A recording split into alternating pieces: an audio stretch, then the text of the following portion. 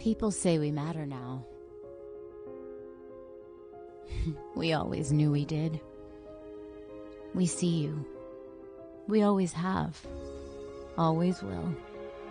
Even when others don't. Even when the noise quiets down. This is our normal.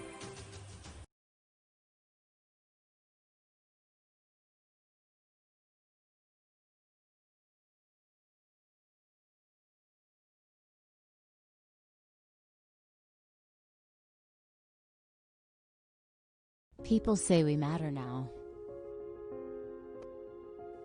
We always knew we did. We see you. We always have. Always will. Even when others don't. Even when the noise quiets down. This is our normal. We've been doing it since the beginning of time. Let's claim it. All of it. Because we deserve everything. You are everything. And we will be right here reminding you. You're doing just great, mamas, aunties, sisters, friends. We love you. Always have. Always will. Join us.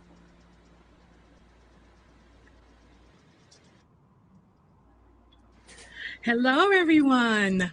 Happy Black Breastfeeding Week and welcome to Sugaberry's MILK SUGA Summit 2020. I am so excited to be here. I am actually one of the co-founders of Black Breastfeeding Week. And so I always love talking about breast milk. And if we add a little sugar on it, then makes it even better. I had the idea for Black Breastfeeding Week about eight years ago because as my work in the communities of many cities across the U.S., I was deeply concerned about the maternal and infant health disparities that we were seeing, particularly in Black and Brown communities. And I was equally concerned about the disconnect between breastfeeding and Black birth outcomes. Because the truth is, Black women disproportionately give birth to babies who are born too small, too sick, or too soon. This is despite education, regardless of your income or socioeconomic status. This is true. And so because of how Black women disproportionately give birth, breastfeeding is so much more important for our community because those babies need breast milk the most. Right? It's so important for a preterm or low birth weight baby as much as it does for full-term babies in terms of their immunity, in terms of the ways that it protects against obesity and type 1 and type 2 diabetes, other diet-related diseases that are in our communities at disproportionate rates. I was also concerned about the lack of historical context.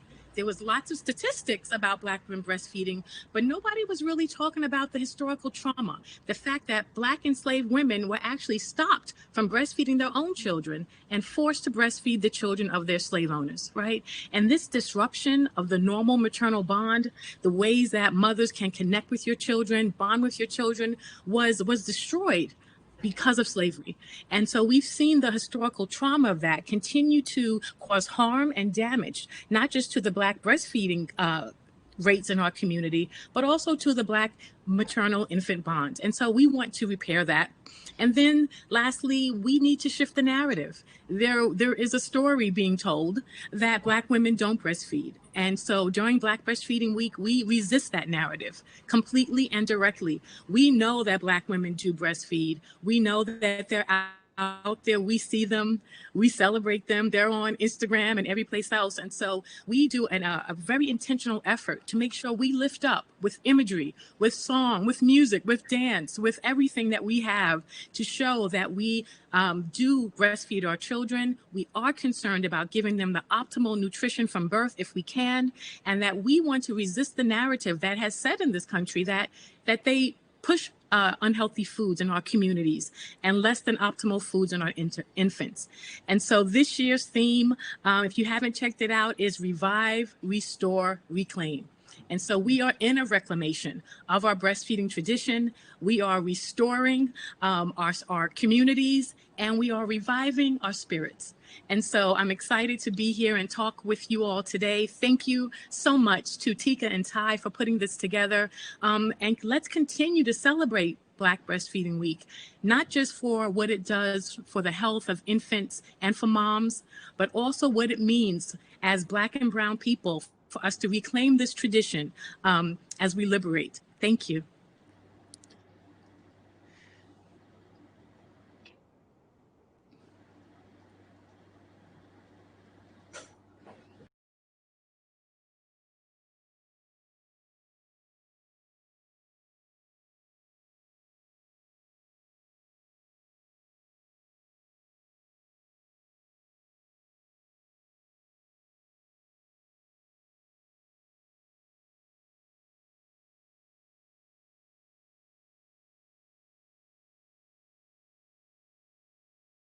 My name is Bethany Thomas, and this is Crew Ivy.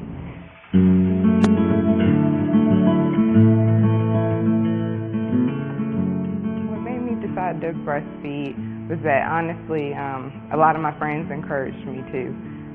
Although my mom didn't breastfeed me, I have a group of friends. We all kind of had children at the same time, and our entire group is, breastfeeding their children. So that kind of made me want to breastfeed my child, seeing other Black women breastfeed their children as well.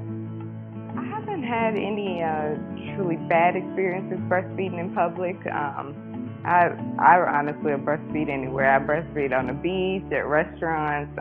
I've never been told to cover up. I know how some women have been told that in public, and I'm glad that I haven't, because I don't feel that's a necessity. It's something natural for mothers to do. So all of my experiences have been pretty positive. My advice to first-time moms would be to stick with it. I know sometimes the pain that may be associated with it, and not everybody experiences pain. I didn't with the first child and experience any pain at all. But you'll get past that. So I would, advise mothers to just stick with it.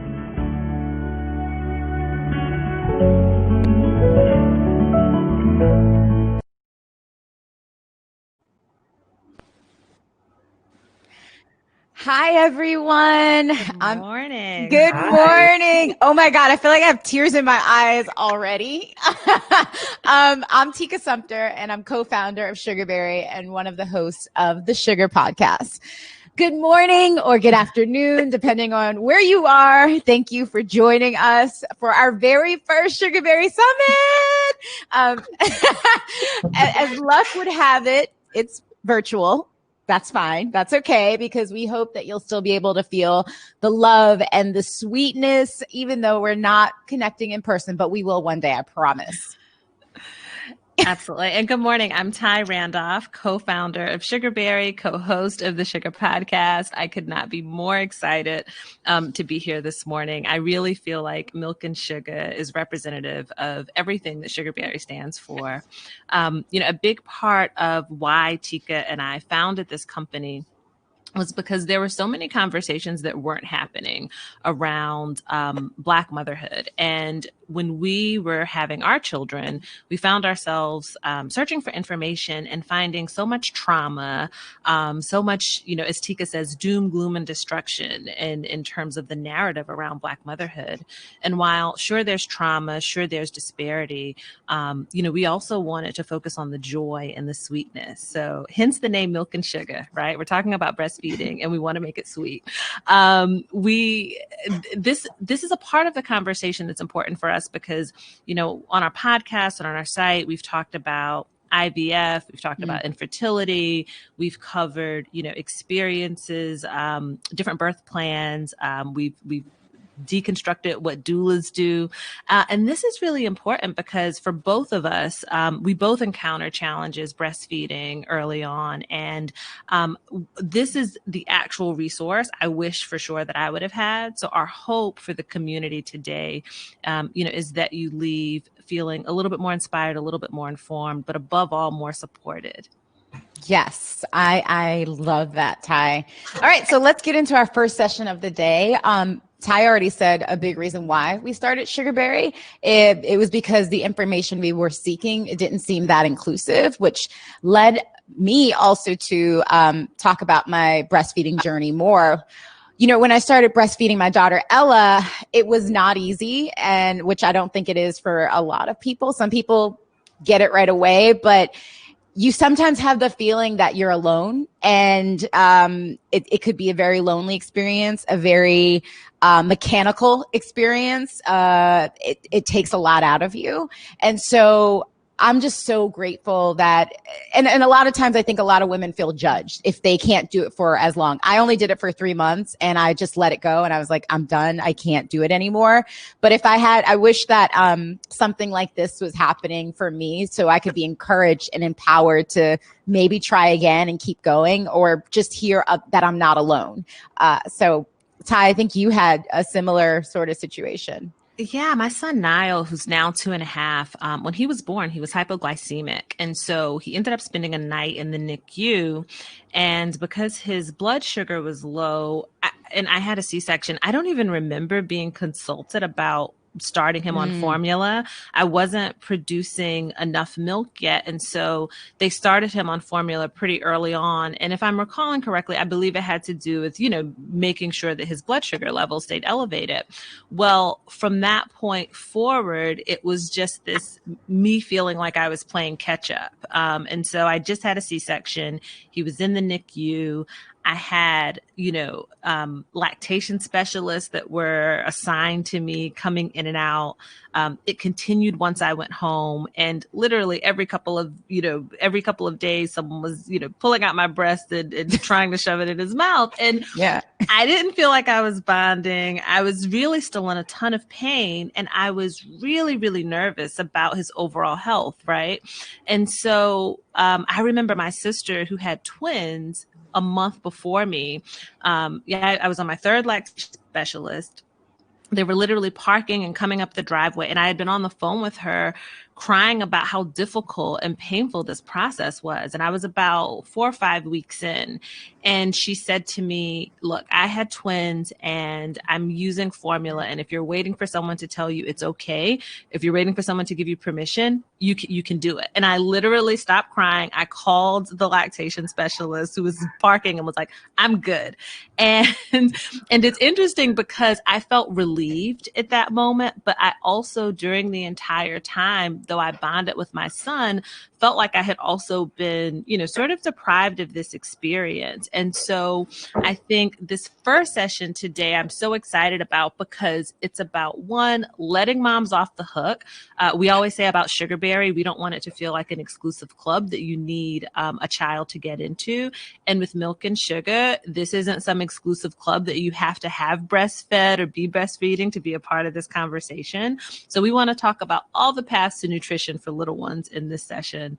And I'm super excited to dive in. Me too. So joining us today is one of the founders of Black Breastfeeding Week. She is the founder of Earth, as in birth, but without the B for bias, a Yelp-like review and rating app for Black women and birthing people from marginalized groups to find well-reviewed physicians and hospitals and directly address bias and racism in care, launching nationwide this fall. Congratulations. Absolutely. And in addition to Kimberly, we also have Vanetta Rossetto. Essence Magazine has cited her as someone who will help you change the way you think about food. Thank you both for being here. Thank you, Vanessa. Thank you, Kimberly. Thanks for having us. Yes. So to dig right in, kind of picking up on the experience I was sharing, one of the reasons why breastfeeding might not be an option for some women starts with what their maternal hospitalization experience was like. Can we talk a little bit about that? Sort of like, what are some of those deterrents? What can we do to make that transition better for new moms? Right. I think it's all about the education and the support, right? Just like you said, you had a C-section and they were coming in at you, pulling at your breast, making you feel that breastfeeding was the only option. But if someone had just very calmly said to you, Ty, your breast milk isn't going to come in for 5 to 7 days because you had a C-section. So we need to, if you want to breastfeed, let's support you in that. Let's do some droppers so that your baby, isn't used to, the nipple right away. We would just slowly get you into that. So it's not this stressful thing, because off the bat, you have to breastfeed, because if you don't breastfeed, and I breastfed both of my kids for 1 year each, okay? Wow. So I tell you, your baby is going to thrive because his or her mother is calm and happy and relaxed. My mother didn't breastfeed me. My mother is from Haiti. In 1978, my mother said they were giving the Similac away. And of course, if you came to America and you wanted to be part of the thing, right? So my mother and I turned out fine, but my aunt who stayed in Haiti and then came here later, she did breastfeed all of her kids. So she was a lot of support to me. And also I worked in the hospital and I was a dietitian. So I, like you said, I had that support. But in the beginning, it has to be a calm experience for the mother because you're already amped up because you just had a baby. Right. And also, it's so important what she's saying, because first of all, we always say breastfeeding doesn't happen in a vacuum, right? It is around your life, and literally being stressed out will literally biologically suppress your letdown reflex. So stressed out women, and so it becomes a vicious cycle where you're stressed, but that stress is actually kind of suppressing your ability for your milk glands to produce, and so it becomes a vicious cycle. And the thing and this is why I was mentioning at the beginning about this often disconnect between birth and breastfeeding, and but they are very connected, because how you birth can impact your feelings about breastfeeding, whether you're in pain, whether your milk is delayed. Also, when we think about education, people don't tell us that it's your first couple of days is going to be colostrum, and that is what they call liquid gold. And actually, your baby's stomach is about the size of a walnut at that time, and these drops of liquid gold are actually enough to suffice. And I'm so interested because in this country, right? And this idea about, how many ounces and how many this, and it has to be measured. And breastfeeding is more of an intuitive process. It's about knowing your baby, knowing feeding cues, knowing when they're full, right? And so this is why this is something that is not natural for many of us, because we've been raised in a culture that makes us feel like, well, I didn't see 8 ounces, and so I must not be producing enough, when that baby doesn't really need that, right? So there's so many levels and nuances to why this system is failing us around breastfeeding, and why we can't be supported, and why often the education that we have is not sufficient, So with that, for me, I only breastfed for about 3 months, and don't say only. Oh, well, good, girl, great. girl. You breastfed. Good for you. That's good. Your baby is amazing. Oh no, I was like, yeah, that's enough, girl. Goodbye. I was okay with it. Absolutely.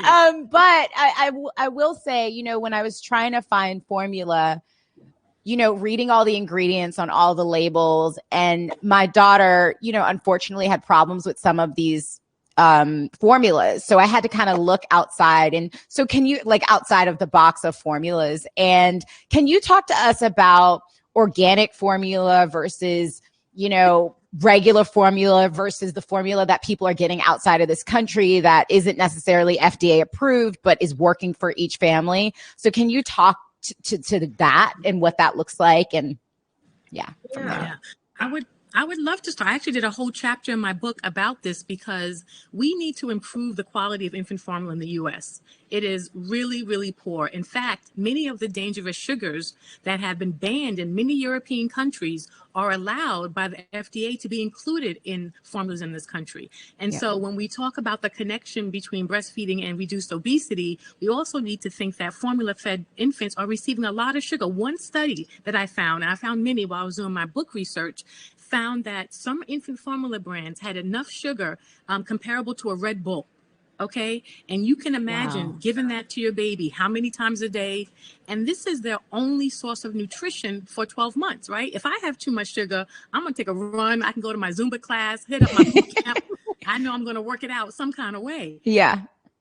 But source of this infant's nutrition. And so we really need to really impress upon our government to create real standards for how we can improve the quality of infant formula. Because to your point, Tika, people with money, they actually purchase formula outside of the country. They purchase European formulas because these ones do not have the sugars. And we need to question why the government has said they're not approved when actually the key distinction would be that there are dangerous sugars allowed in our infant formula. And so we really want to push for that, because we know that breastfeeding does not happen for everyone, but we need to improve the quality of infant formula in this country, because moms are being failed on both sides. Yeah. On both sides. Yeah. And I think it's that, like, giving them the options, right? And saying, because what I found was in my research, like, not only did they have formula, but they had cow-based formula, goat, like there were different, and not everybody, you know, a lot of Black people are lactose intolerant, to be honest, and cows, you know, that kind of the base of it or whatever the formula was. So I think it's just giving them options. Yeah, it's always about the education and all those options and making sure that people understand, like, what does that mean? Where can I find it? How is it accessible to me? But I think just back to the point of like support and education and showing people what they can do and putting them in contact with all of those resources can help them thrive in this sort of situation. Mm-hmm. Well, and in the spirit of information and letting folks off the hook, so we're going to get into, as we go through the day, so many of the benefits and the stats and facts supporting breastfeeding. I do want to attack some of the myths, though. And so let's talk about one of the biggest ones that I think is used to shame moms who can't or don't, for whatever reason, that moms who don't breastfeed don't bond with their babies. Is there any truth to that, or don't bond as much, or don't have the same level of connection? No, that's completely ridiculous. You can still do skin to skin with your baby while giving him or her a bottle.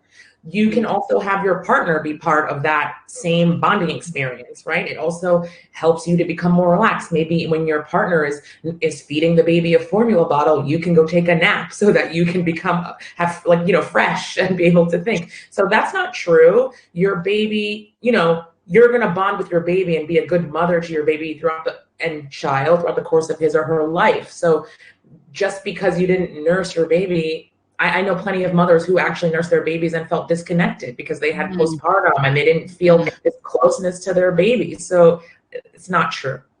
Yeah. One more. Go ahead. No, I was also going to say that is, there are so many ways to bond with your baby, reading to your baby, singing with your baby, holding your baby close, as was mentioned. And just so that we're clear, like, I don't subscribe to the idea that breastfeeding only happens at the breast, right? People are feeding bottles of milk that's been pumped, right? We have combination feeders. We have human donor milk, something that we need to get more up on in our community. So we really need to talk about the spectrum and not have this binary conversation between it's either breast or bottle. And really, there's so much more in between that, including breast milk in that bottle, which that's is one also of that's you literally hit on what the other myth that I was going to touch on, that you can't breastfeed and use formula. Right. So can we break that down? Is it detrimental to your child? Does it disrupt their nutrition? Does combination feeding work for moms? It works for you if that's what works for your family. It's like the people who let their kids sleep in the bed till the kid is 10. If that works for your family, do it. Let people live, right? That doesn't matter. There are so many reasons to feel inadequate as a mother throughout the course of your child's life. Let this not be the one thing. So if you have breast milk that you've saved and you also need to supplement with formula, that's fine, because your child is being fed and your child is going to grow up and your kid is going to be fine. So, I breastfed my son for a year. The kid was vomiting and ear infections and sick all the time. So, I don't know. Right. I was literally at the pediatrician once a month. And I was like, if I didn't have another kid, you guys would think I had like Munchausen's because I'm here all the time. And they were like, no, all kids are different. Right. So it's not hard and fast rules. And I think that the more that people give themselves some leeway, they become kinder with themselves. They realize that this is a process. They stop judging other parents for what they do. It's then you can thrive and think how you want to, rear your kid. However, and whatever works best for you is fine. Are there supplements that we can be giving our kids if we're not breastfeeding, or if we are trying to breastfeed and the supply is low, are there any nutritious things that we can do to kind of get it going?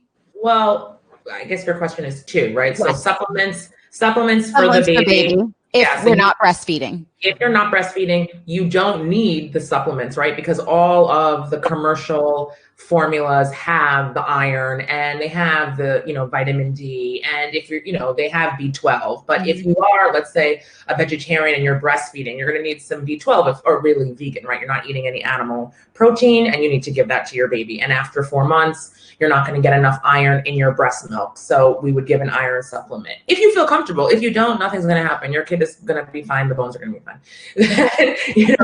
Vitamin D, everyone needs vitamin D, but also, if you're in California, just go out in the sun for 15 minutes a day and you'll be all right. So there's that piece of it. And then remind me the second part of the question was, if we are breastfeeding and our milk supply isn't as much as we would like it to, how do we increase that? It's not robust. Mine was low. I was like, girl. So there are things, right? You these old wives' tales like fenugreek, oats, a Guinness. These are things like that we think will help to increase breast milk. And sometimes I've talked to people that say, I drank a Guinness and then I pumped out 10 ounces of milk. And then other people are like, I drank a Guinness and I had half an ounce. So I also, how much is your baby on your breast, which is why people start to, pump too, but the pumping doesn't really mimic the same thing. So if you don't produce a lot of milk this time around, you don't know the next baby. So for my daughter, milk everywhere. My son, it was always something. He didn't eat a lot. And to this day, the kid doesn't eat that much. So, and he's 6. So I think that's something about their personality. As as kids grow, you could see like, oh, my daughter doesn't miss a meal. My son is like, I don't care. And he never really did. It always seemed like 5 minutes he would nurse and then he would be off the breast and I would be worried, but then intellectually I would know, okay, his stomach is the size of a marble now. He doesn't need that much food. He doesn't, he's more efficient at nursing. And so I think the more efficient that the child is at latching onto the breast, I think that's what helps to stimulate. That's something that helps. Okay. Yeah. And I just wanted to make the point around when about low milk supply, which is a common complaint. And, in my book research, this is purely a Western phenomenon, right? That women doubt their ability to make milk. It is a product of our culture and the ways that we've been groomed from become girls to question our bodies, to doubt ourselves, right? And when I have traveled other countries speaking and through my work, this is something that's very unique to Western countries, the ways that women doubt their bodies and their ability to produce milk. And the other thing that I think is so important about what Vanessa said is that, people many times when a woman or when a mom is saying, I think my milk supply is low, let me give formula, that is actually counterproductive.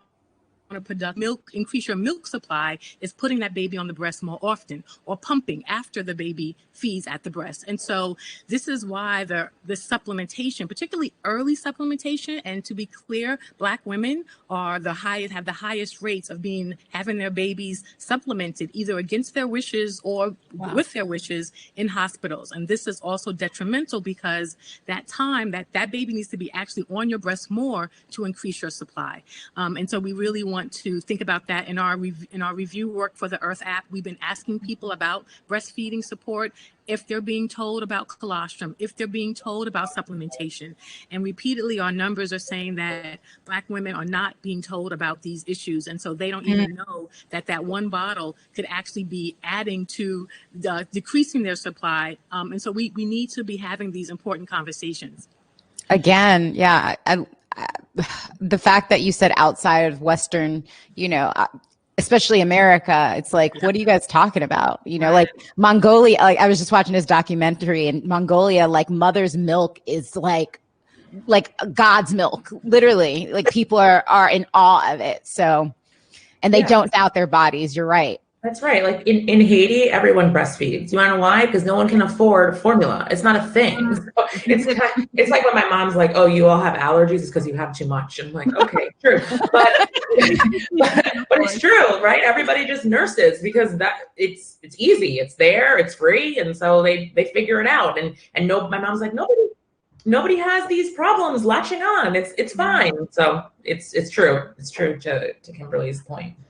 Well, and this has been such a great conversation. While we're talking about health, and even while letting folks off the hook, though, there are some material health benefits to moms, right, for breastfeeding. I do want to touch on a little of the factual pieces, and I know, Kimberly, you've done a ton of this work, but is it true that moms, that breastfeed are, more protected from cancers, that they may lose weight faster, that, and also in terms of the nutrition of it, that no matter, like, there's good formula, but it's not going to be identical to breast milk in its composition. Can we talk a little bit about those hardcore, like, because there are some real benefits? Yeah, and I think this is important point thing, because so much time is all about the baby and we don't talk about the mom, right? And so we need to be talking about the maternal benefits, because there is the evidence around reduced risk of ovarian and certain breast cancers. And this is particularly important for Black women because we know that we have the highest mortality rates around breast cancer. We tend to get a more aggressive form and we die earlier from it.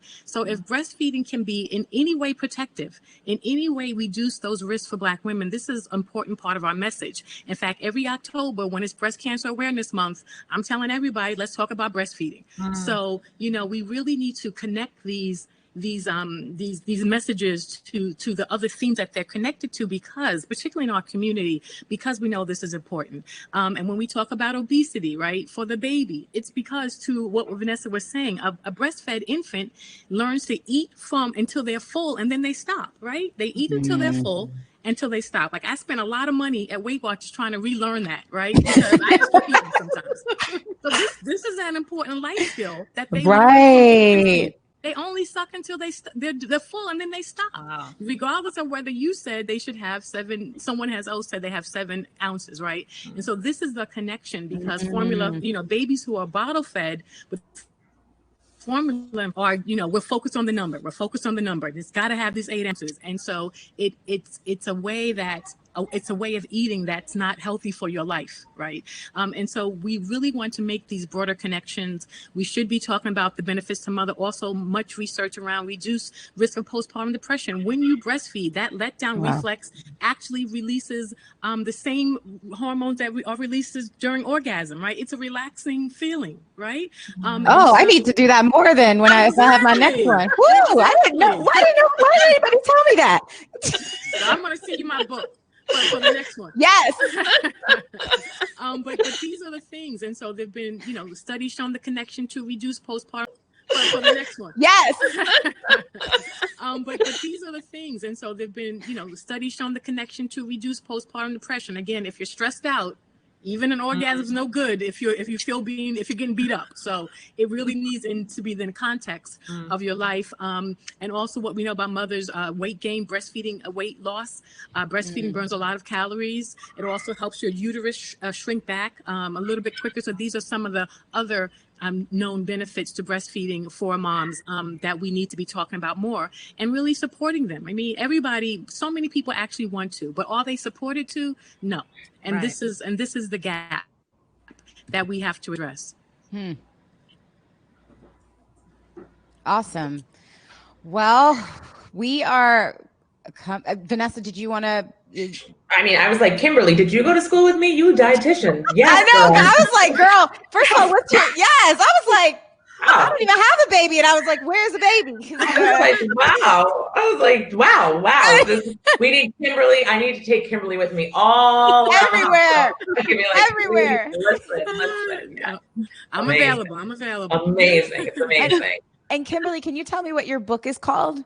Yeah, the book is called The Big Letdown: How Medicine, Big Business, and Feminism Undermine Breastfeeding. And I don't teach people how to breastfeed, but I do talk about the cultural impact on breastfeeding, the ways, mother's milk has been commercialized, right?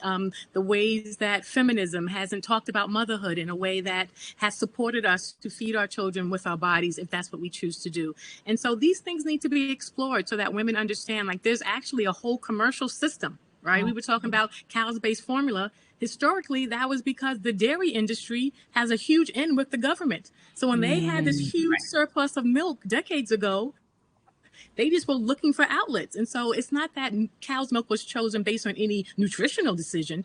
It was a commercial decision. Yeah. Wow. Where the surplus was. Wow. Right. And so you think about, and in our country, the second one is soybeans, another highly subsidized commodity in this country. And so we really need to start pulling back these layers to have a more nuanced understanding of what options we are given, right, in terms of the formulas with and why we need to really think about breastfeeding in a whole new way. So, yeah. Wow. Well, I mean, we're coming to an end of the panel, and I think the takeaway is that making the choice not to breastfeed will always be an option. That should never define you, but obviously we know that there are real benefits to it. It's all about knowing the options and education. And wow. Kimberly, Vanessa, do you have any final thoughts? I love this conversation. I feel like we can talk forever, but I know we only have a few more seconds. And also tell everyone where they can find you. Well. Yes. I think the one thing I want to say is that in 1997, I went to London for the first time. I went to Kensington Palace and I saw a Black woman take her breast out and nurse her baby. And I was like, I'm going to do it. so because they normalize breastfeeding in that country. And so we need to normalize breastfeeding across the board. And I think that's really important. You can find me at kalinahealth.com or vanessarosettoRD.com. I'd love to keep this conversation going. Thanks for having me. Of course. Kimberly? Yeah, so much. I mean, representation matters. I tell women, find your community. We do need to normalize breastfeeding. We need to see it happening and know that Black women do breastfeed. I encourage everyone to check out the Black Breastfeeding Week Facebook page. You can follow me personally at I am K Seals Allers on Twitter and Instagram and Facebook. And please check out The Big Letdown. I mean, it's an important reason for everyone to really start talking about breastfeeding in a different way, for us to really understand the backstory and why we have the options that we have. And so I'm excited, and just find your community. Find your community. Love it. Thank you both Thank you for joining us today. Really appreciate it. Love the conversation. Our next panel is If at First You Don't Succeed. It's dedicated to all those who want to breastfeed, but it's just not happening like you expected it to. So stick around. We got you. Thanks, guys. Thank you, nice to meet you. So nice to meet you. I love watching you on TV. My husband's like, it's the lady from Mixed. I'm like, I know.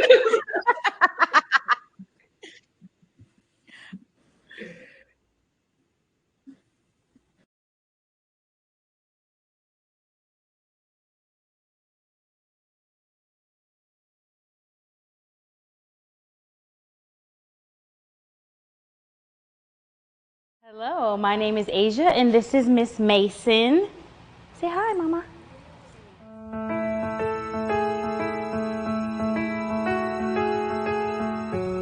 What made me want to breastfeed is I knew that it would be the best for her. Nutrition-wise, making sure that she stayed healthy, that she was getting all the nutrients that she needed. So that was my main reason for doing it, and that's why it was important for me to do that. People always said that they may have trouble latching, you may not be able to breastfeed, like all these different stories, especially from like people in my family. But for me, as soon as I gave birth, they put her on my chest to latch, and she latched immediately. So we've had a very good breastfeeding experience so far. We just feel each other. She knows when I'm in the room, even if she can't see me, because she can smell me. And if, like, say my husband's in the room with her, she will go to him, but as soon as I walk in the room, she's like, I want her. So, yes, you want mommy.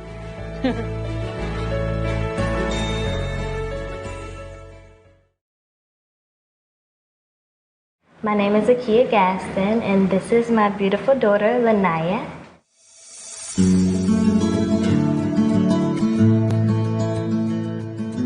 Breastfeeding is something that I knew I had to give an experience because as a woman, and especially as a Black woman, we are the life source. We are the engine. We give our children the nutrients, and it's important. It's very important, especially in the early stages of their life. So I was just grateful that I was able to. It just allows us to bond in a way that she feels safe, that she feels nurtured with me. And that's a natural instinct for a mother, even if you don't breastfeed your child, but it's just that extra sense of security that I could come to you for warmth, I could come to you for food, I could come to you to be replenished. And it's an amazing feeling because you actually feel it with each letdown. You feel the bond, you feel the spark, the chemistry, you feel the love, and they do too.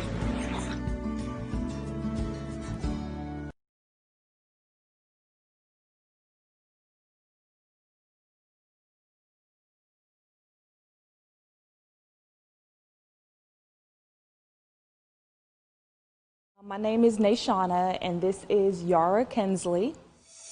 It's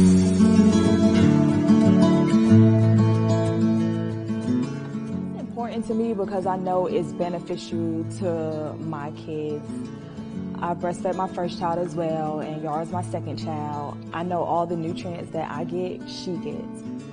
I noticed a lot of parents from my mom's generation, she's in her 50s, they don't bash it, but they're like, that baby hungry. Your baby needs some more food. And I'm trying to convince them I make everything that she needs. She is fine. She is not hungry. I stand my ground when I'm approached by someone who's not as comfortable or confident in what I'm doing. I let them know that it's really not an option for them to have an opinion on what I'm doing. This is for me, and Yara is for me and my kids. How they feel about it is how they feel about it, but it's not going to stop anything that's going on over here. And then I politely ask them to give me 6 feet.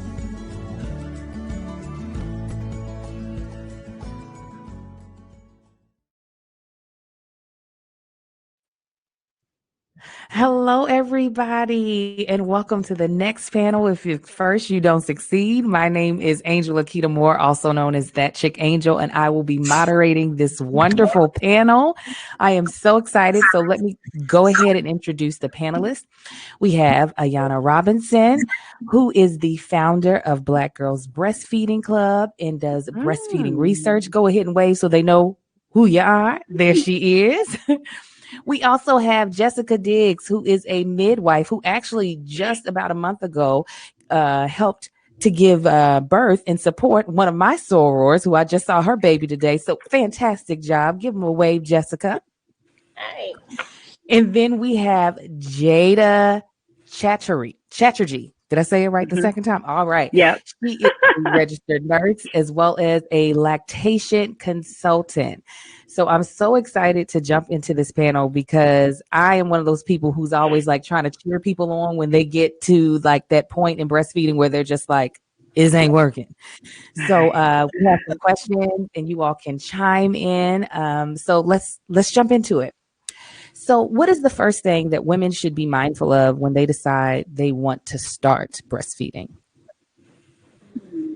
Prenatal education. That's where we want to start. If when we have prenatal education on board, then you automatically begin to institute your support system, whether that's your doula or your midwife or your lactation consultant who's also providing education. Yes. You know what? I think a lot of times because in our minds, this is something that's supposed to be so natural. We think we can just show up without studying for the test.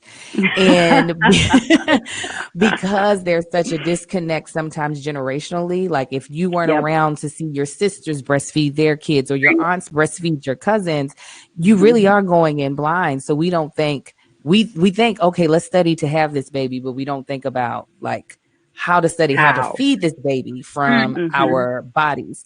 Anybody else have any tips for that? The first thing that women should be mindful of? Yeah, I would. Oh, go ahead. No, I would just add to that by saying that breastfeeding is natural, but it's a skill. So like any other skill, it has to be practiced. And so that's, again, why the prenatal education is so important. And we know that women who have that breastfeeding education are more likely to breastfeed. They're more likely to be able to meet their goals. So that's your opportunity to learn, like the latching position, to address concerns and myths, and like was said, to build your support. So I just want to echo like the importance of having that early education, and also looking into your outlets of support. So how are you going to build your mama tribe early? That support is so important again. So there's all kinds of Facebook groups now. There are in-person groups that are specifically for Black moms supporting other Black mothers. And so tap into those resources early. I was going to say the exact same thing. Is knowing that it's a normal bodily process, but it's a steep learning curve. And if we set people up to understand that and to normalize that, then they aren't kind of thrown by the need to troubleshoot things. I also will say, just as much as we prepare for a postpartum healing for our bottoms or our bellies, we should also buy stuff to soothe our breasts ahead of time and put that on our registry, so that when we do get those sore nipples or cracked nipples, we already have our stash at home ready to go. Yes. And to echo what you said about having a support system, a lot of times people don't realize how much mentally it can be. And when you don't have people in your corner cheering you on who are just like, it's okay, and able to like relate to your experience, it can be so easy to just be like, oh, forget it, I can't. When you have people being like, it's fine, girl, just don't even breastfeed them. Right. So, I mean, it's huge to be able to have somebody or somebodies in your corner to help you get through it. Okay, I have a question for you, Ayana. Yes. Do you have any statistics about the number of Black women who decide to stop in the middle of their journey? And are there any common reasons why? Yes. So CDC releases their breastfeeding report card every year. And so for the latest breastfeeding report card, we know that there are about 74%, 73.7% of Black mothers or Black infants who start out receiving breast milk at some point. But then we look at these other milestones, these guidelines that have been established based on the maximum and optimum benefits of breastfeeding. We see that mothers drop off drastically at 3 months. So for Black infants, we're at less than 40%, about 30%, 36%, excuse me. And then 6 months, we get into the teens, and then 12 months. We see even lower rates. And so there are so many reasons. I always like to explore our specific barriers within a social model. So that allows us to look at individual level factors, the relationship level, the community level, even broader areas of society, our norms, our policies. So one thing that happens with Black mothers early is that we're more likely to return to work at 6 weeks postpartum.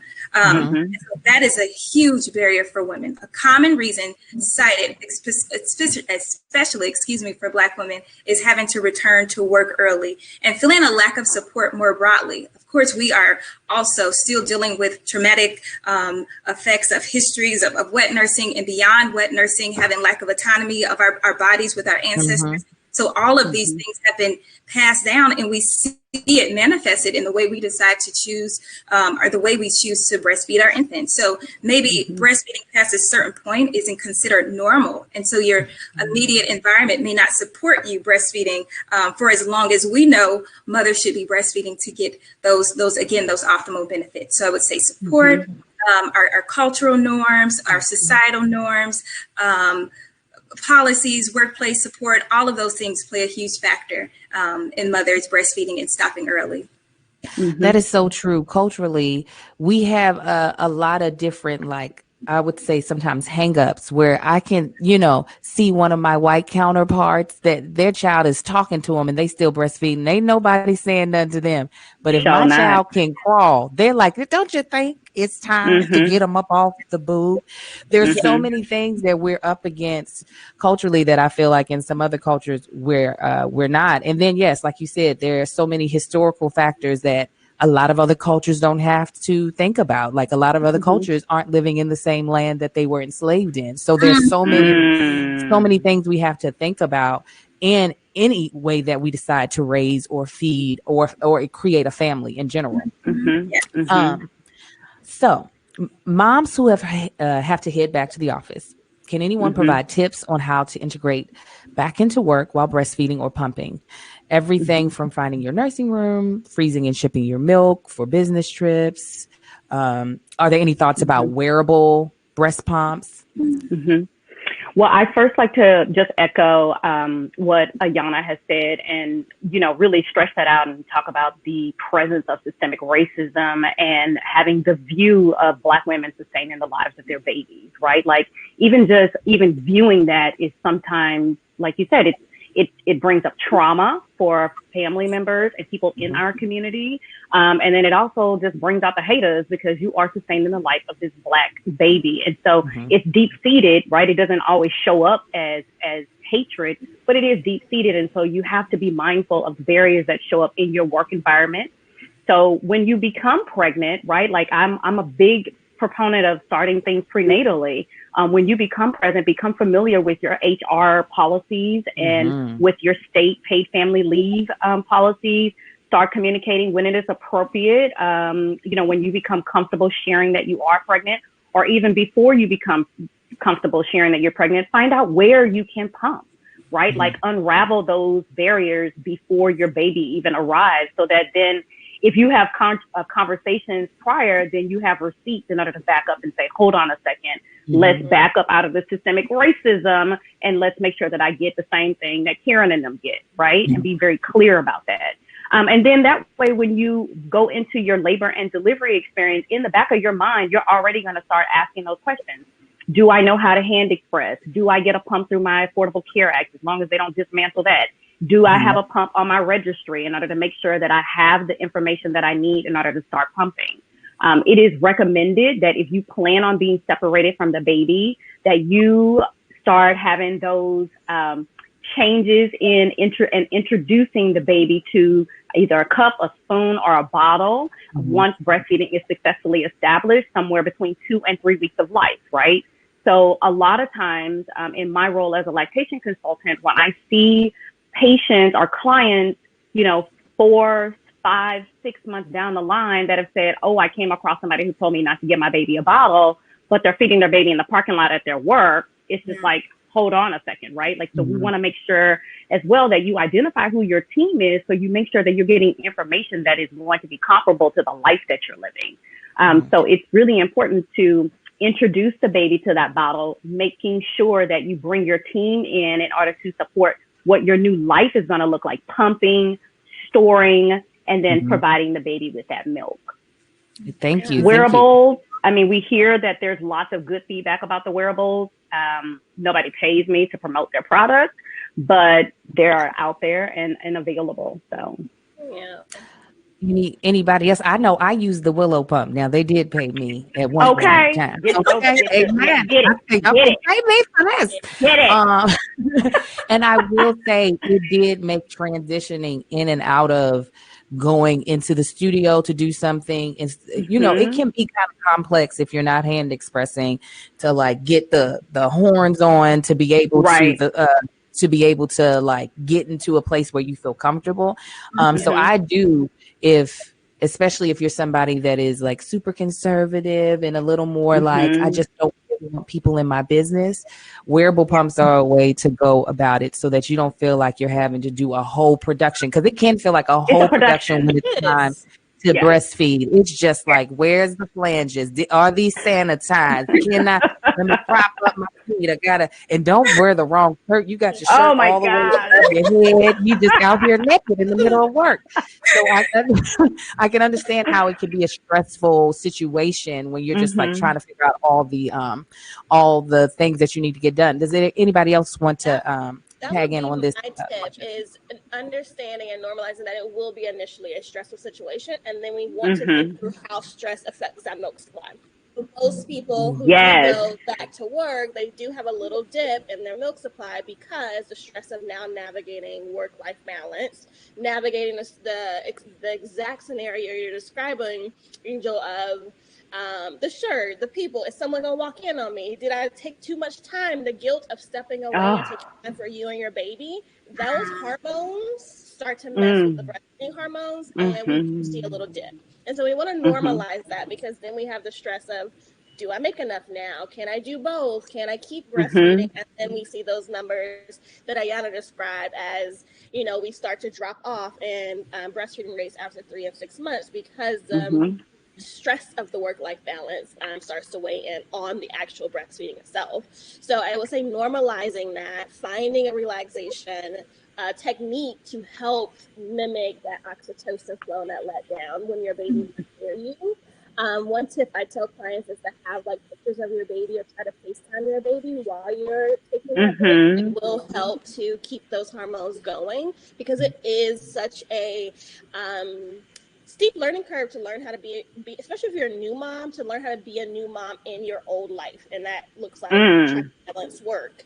And so finding little tips that can bring that love and flow and that ease to it. And then standing your ground in your human rights.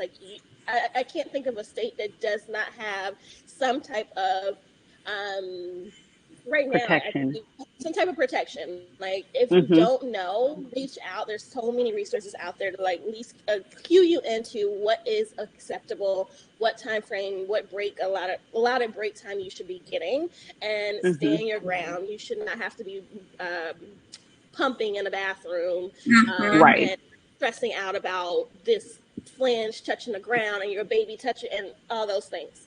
So honing in on your human rights and creating a safe space to breastfeed.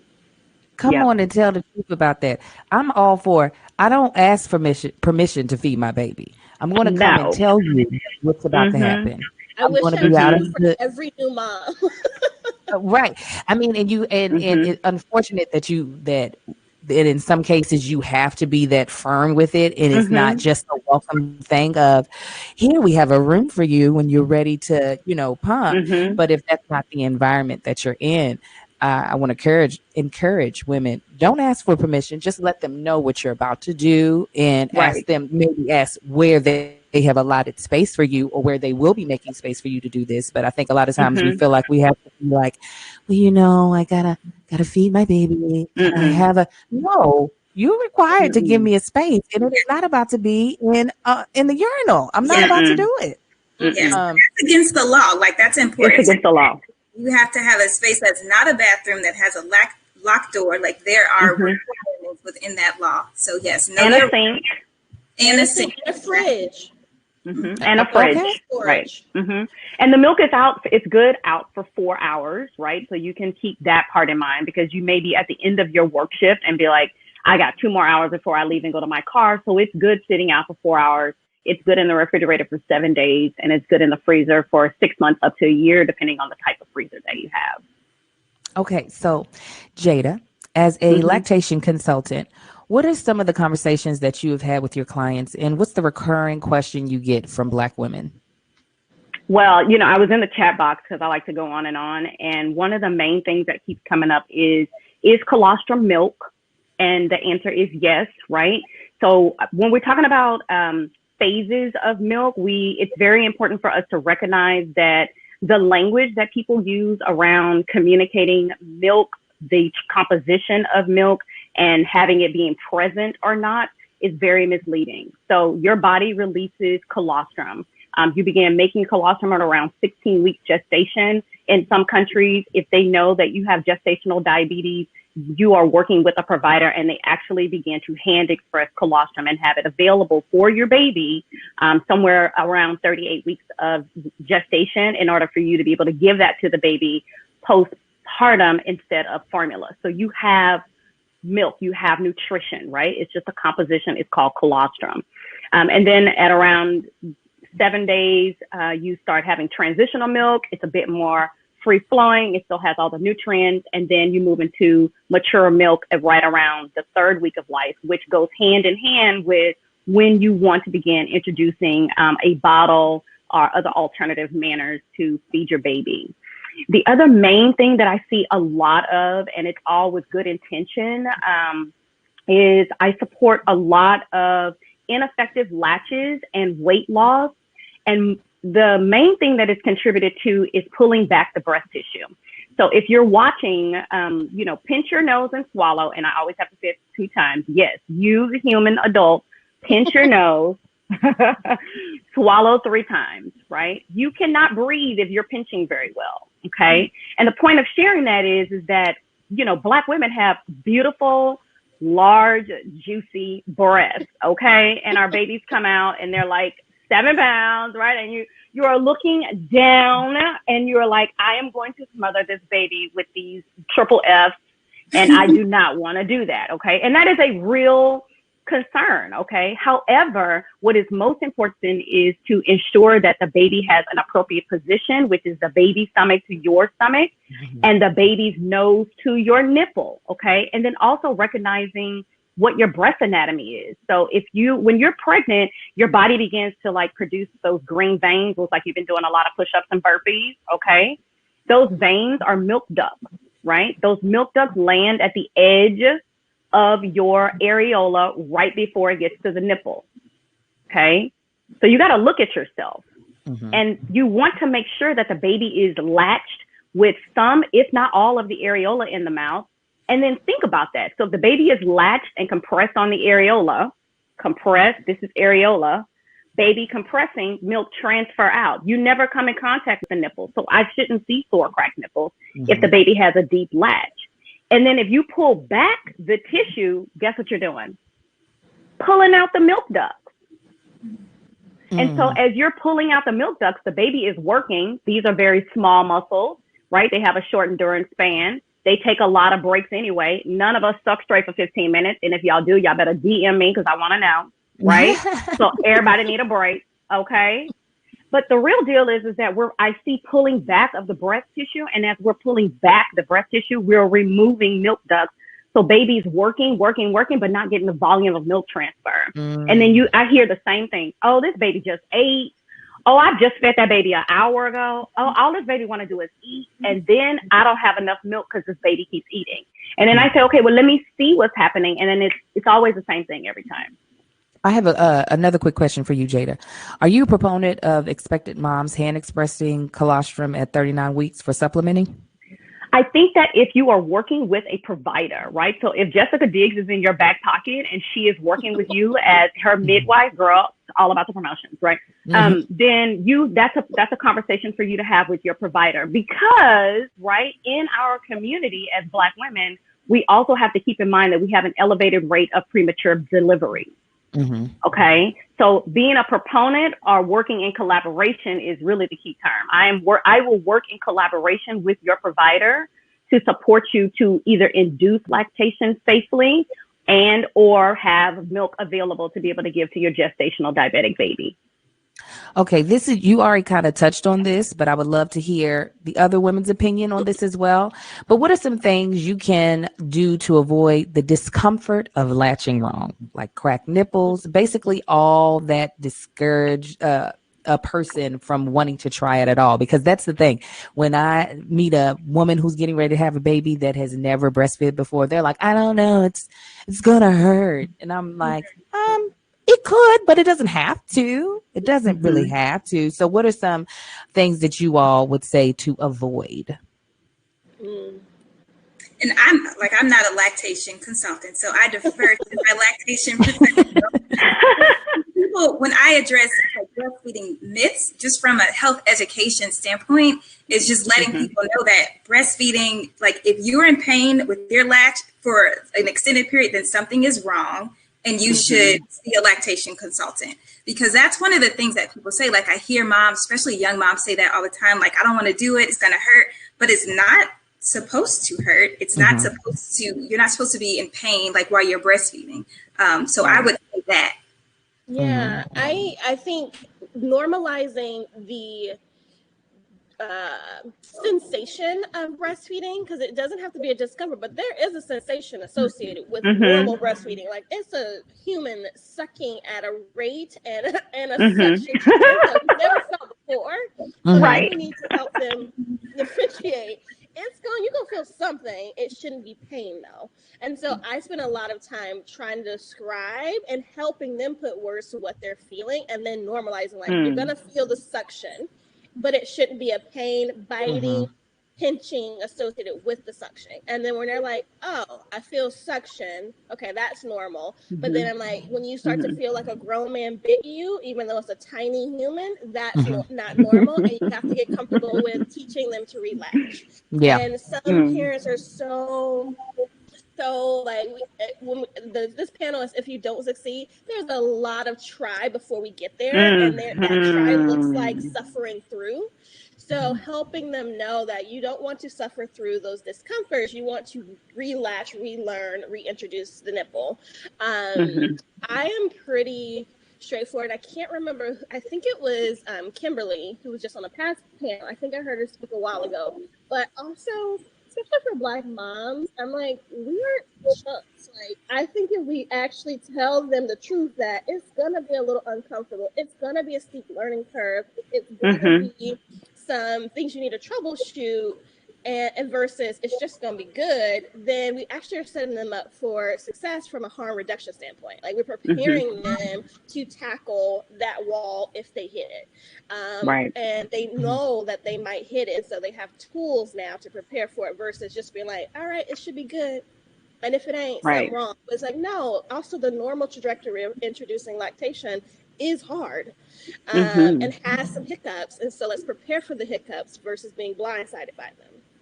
Yes, I totally agree. I remember when I was breastfeeding my twins, one had a great latch. The other one was trash. And I wanted to pluck him in his little forehead. He was hurting my nipples so bad.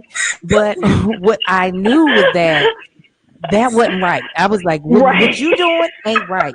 So we're going to have to keep trying this, because this ain't going to work, son. This is not going to work. So understanding that, yes, there might be some discomfort, but you shouldn't be in all and out just pain, because something is not right. And you might need assistance from someone who has studied, a lactation consultant, someone who can show you, okay, this is what's happening. And I think a lot of times, again, going back to what you said earlier, Jada, is that when we aren't educated on those things, we start to accept things that we don't have to. We can start to adjust and move forward in a place that puts not only us in a better place, but the baby in a better place as well. For sure. Okay. And, and also just to kind of piggyback off of what you just said, is every single mother, right, will grimace and they will push through that pain. They'll be like, it's okay. I just want to breastfeed the baby. And I'm like, girl, but I also am looking at your mental capacity. And mental health, mental maternal health, especially in the Black community, is underserved and overlooked, and it is a real thing. So, I think it's really important to partner with someone that is not going to just treat the baby. I think Kimberly talked about, we need to look at the mom, but someone that is going to look at the dyad, right? And also extend that off to the family members, because you got to be able to treat holistically everybody in our family, because we have so many things going on. So I have a question that really talks about what's happening right now in the world.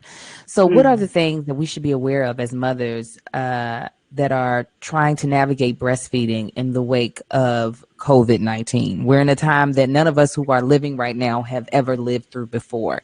Is there anything that we should be aware of? I think it's important for moms to know, if you do not have COVID, you can breastfeed. If you have COVID, you can breastfeed. That is actually the recommendation. Mothers are supported and encouraged to breastfeed, even if they have coronavirus, by all of our major health organizations. CDC released new updated recommendations for our moms that are birthing in hospitals regarding rooming in, saying that, yes, rooming in is also important for our baby-friendly hospitals. And the research know that having moms and babies together, that's important for establishing breastfeeding early. So that's something that moms should also be aware of if you're going into a hospital to deliver. But there have been studies, and so of course this is new and novel. We haven't seen this before, but at this point, the risk of transmission of coronavirus through breast milk is low. We have not seen that yet. But what we have seen few studies where they've seen viruses of or coronavirus in breast milk. It hasn't been live fragments. There have been fragments that won't allow you to transmit it. So again, no live fragments of coronavirus right now found in breast milk, but some other studies are seeing antibodies in mothers that have seeing antibodies in their breast milk. So breastfeeding is supported and encouraged. It has all the benefits of transferring antibodies already, including factors that are going to protect against upper respiratory diseases. So moms breastfeed. There are guidelines in place to help you to reduce the risk of transmission, such as wearing a mask if you're feeding from the breast, making sure that your pumping equipment is clean. Even if you become too sick to feed your baby from the breast, know that you can still pump and provide that baby breast milk and they'll still get all the benefits. So yes, continue to breastfeed, especially I say like in the midst of where we are right now with this pandemic. Absolutely. Absolutely. I would also just have them prepared for less in-person support. Some of us are still doing in-person support, but in some areas, lactation consultants may not come to the house as they would COVID. So I always tell my clients, even before we were in this situation, have that mom friend who's breastfed successfully, and by successfully, that looks like the goal you have in mind, who's going to be non-judgmental, because a lot of the things another mom who's done this work can troubleshoot. Some of those little things that just maternal wisdom, they can troubleshoot. It's free. Ask that person to be on call for you for the first 2 weeks, to just lend a hand, give that moral support, and then also know when you should reach out to professional help. But they can often troubleshoot a lot of things, and it's free. If they had it in their experience, they're going to be so thrilled to offer it to you. And if they didn't and they wish they did, they're going to be so thrilled to offer it to you. So that would be just a great way to lean into your community virtually, since some people aren't seeing people in person right now. Yeah, so get ready to show that boob on FaceTime if you need that help. Don't be ashamed. All I do is see telemedicine now. So I'm not seeing patients in person for lactation visits. I do work in the hospital, and so I'm managing my own contact tracing. But the lactation support on telemedicine, I actually started increasing more of that last summer. So I would see you FaceTime before I would make that trip to Malibu from Koreatown and answer a lot of those questions. And that was really important to do because, you know, most of what I see is all of the basic same concerns that continue to come up, right?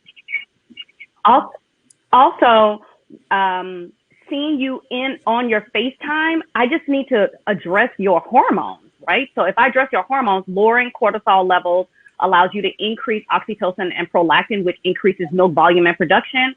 A lot of your concerns are dealt with. And then I just echo what Jessica and Ayana have said. Respiratory etiquette. I've supported lots of families when mom goes off to the ICU by just placing the baby skin to skin. It is magic to see what the patient does and how they improve. So place that baby skin to skin to support your immunity and your bonding experience. Absolutely. Absolutely. Okay. I have another question. What are the benefits to sticking with it? Even if you don't get it the first couple of times you try. Now, I will say, I'm going to answer first from experience. I have breastfed 4 boys, all 4 of my kids, all 4 of them breastfed twins. I'm still breastfeeding my last child, which is kind of bittersweet because I know this is about to be the end of my breastfeeding journey. I'm not going to think about it too hard because I'll start crying in the middle of this panel. But I will say, for me, it just became so easy. Like when you get to the point where you and your baby have the rhythm. Like, I never had to wash out a bottle. Like, that just, oh, my God, today. I never had to be like, oh, no, did I pack the thing for the thing? It's just like, luckily, my breasts come with me in my bra on a regular basis. So if not just easy, once you get to that point, like, if you allow yourself, if you're able to work through it, to get to that point where you and your child have a rhythm, there is nothing like not having to, if you're traveling somewhere and you get delayed in the airport for 8 hours or overnight, you don't have to worry about, do you have enough? You do. It's right there. So for me, I'm not no lactation consultant. I'm just a lactation cheerleader. There's nothing better than the ease of it. But I would love for each one of you all to chime in on what is the benefit of sticking with it. Well, I echo what you say, the ease, the convenience. I breastfed my little human for 28 months. That was not a part of my plan. But one of the things that kept me, just engaged with him is that he never had a tantrum. And so one of the things that I learned is that, I learned how to effectively communicate with him because he was communicating what he needed, what he wanted. And if I couldn't figure it out, I just give him the breast. Right. And so somebody posted in the chat earlier, I think it was one of the dietitian from the first panel said that, she breastfed each of her kids and one of them had like ear infections and vomiting and all of this stuff. Right. And the reality is that what human milk does is it decreases the risk. Right. So we still have kids that are going to get sick because they are growing and evolving and become acclimating to their environment. But it does decrease their risk. I'm going to let Ayana hit on that because I bet you got some statistics to share with us. Yes. So, one of my things that I experienced at first day outside of the statistics is the bonding experience. So that is something that you can carry like for the rest of your child's life. My daughter is 12 and I look at her in those moments when she's being 12 and I'm like, oh, but I fed you at my breast. Like I sustained your life for all of that time. So that beautiful and emotional like connection that you have is a reason to stick with it. But then yes, the statistics, the risk reduction that we see from breastfeeding is dose dependent. And so any amount of breast milk that you provide to your baby is wonderful and you should celebrate that. But we have these 6 months exclusive breastfeeding, 12 months, 2 years and beyond, because the longer durations are associated with a stronger risk reduction. So the longer that you're able to breastfeed, the more you're going to see that enhanced benefit of having the risk reduction for things for Black moms, especially we look at breast cancer or certain types of ovarian cancers. And yes, longer durations are more likely to be associated with that increased risk. The same that we see with our childhood protection. So childhood obesity protection, for example, the longer you breastfeed, the greater amount of risk reduction you're going to see from things like that. Ear infections, all of those things, we all see a greater risk reduction again with the longer breastfeeding durations. All right. And Jessica? I echo all of those biological reasons and the ease and convenience. But for me, having not had children yet, for me, it's breaking that generational cycle. It's like, no, this ends here, and all of those things are going to be added benefit to my child. But the fact that I get to nurse you, protect you, see you thrive as a little Black baby, from my kids, that to me is the pillar. Like that's what's going to that's what's going to get me through those sleepless nights and those potentially cracked nipples, but Jada go fix that, so I ain't gonna have that issue. But like, that's the pillar for me of like, this ends here. My mom didn't get to breastfeed. She was a young parent and didn't have the education and the support to keep going because it hurt, and we get to stop that with our generation. And so for me, that's going to be the big pillar of why I will stick it out. Well, ladies, and the only other thing I want to add, I want to say one more thing, which I think is super important for us to say. I know. But breastfeeding decreases the risk of infant death, right?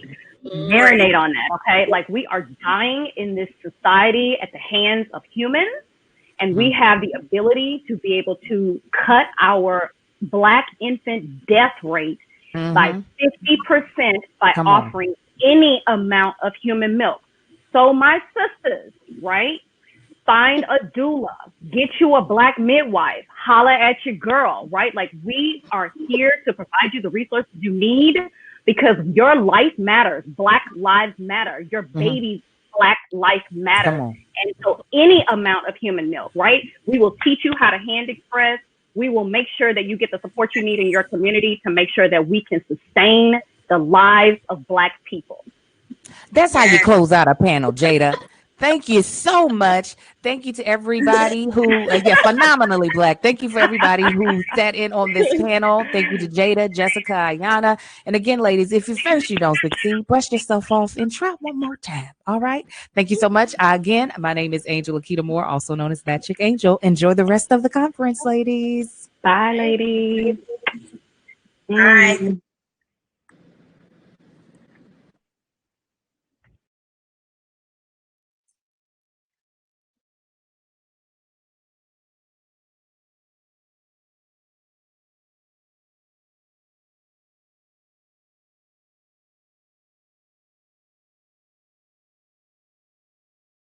Hello, my name is Giovanni, and this is my son Elijah.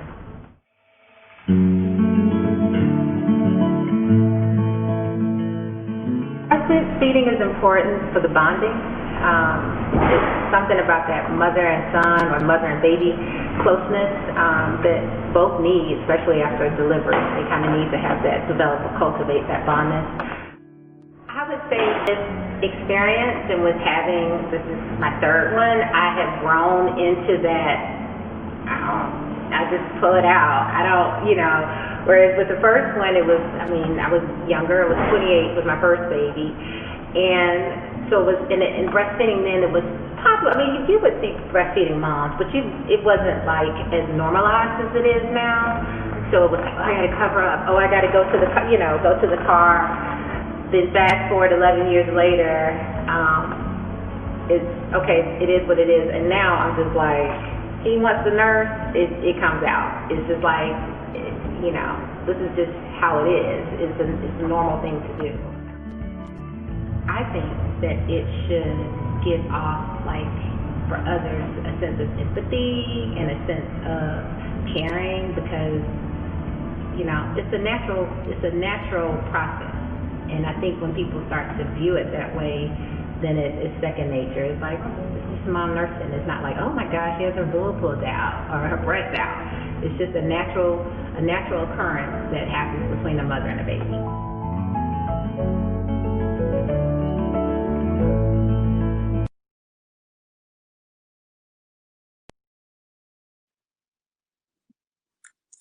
Hi, everyone. My name is Latham Thomas. I'm the founder of Mama Glow, and I'm super excited to be here for the Sugaberry's Milk and Sugar Summit. What an incredible day we've been having so far. I'm excited to be here today to take us through just a moment together of grounding, a relaxation, especially in a time where we're learning so much and soaking up and really feeling good, especially around the information that we are consuming. I wanted to take a moment to just kind of receive, right? Ground ourselves, slow down. Maybe if your baby's nearby, latch them, and just take this time for yourself. It's really important, especially as Black and brown mamas, to embrace self-care as a pathway to empowerment, as restorative justice in a world that does not honor our Black lives. Our ancestors could not rest. They did not have the opportunity to rest, to slow down, to reflect. And so really it's us who get to change the legacy, right? And also teach our children what it means to be fully embodied and fully expressed and loving yourself. We have full autonomy over our bodies now. And so this is an opportunity for us to check in with ourselves, see what we need, right? And the way that we nurture our infants and the way that we nurture our children and our communities, we need to nurture ourselves. So this is a time to pour in. So I want to invite you to get comfortable. So if you're sitting up and you want to lie down, you can do so. You don't have to look at the screen. You can be relaxed. You can be at ease. If you'd like to recline ever so slightly, put your feet up, whatever is going to make you feel comfortable. We're going to move through a little bit of a mindfulness practice. And a lot of people think about meditation and think, oh, something that I don't know if I can do it. I feel nervous about it. I don't know. But guess what? It's really simple what we're going to do. And it's something that you can do today and bring into your life on a daily basis. This is a practice that really allows us to soften, be supple, be open and receptive, right? And so when you find yourself comfortable, I want to invite you just to close your eyes. And when you close your eyes, maybe place your right hand over your belly and your left hand over your heart. And I want you to feel the connection of your breath. You know, our breath is our freedom. Our breath is an opportunity on a moment-to-moment basis to hold hands with God. It's a reminder that we're still here. Receive a breath in through your nose and exhale, sigh it out through your mouth. Good inhale and exhale, sigh. Inhale and exhale.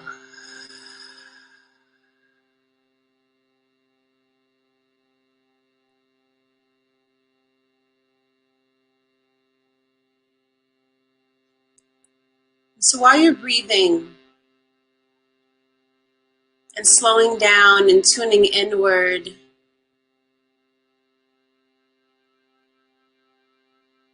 your parasympathetic nervous system, which governs your stress response, halts. And instead of stress hormones entering the bloodstream, there are happy hormones that begin to flood the bloodstream.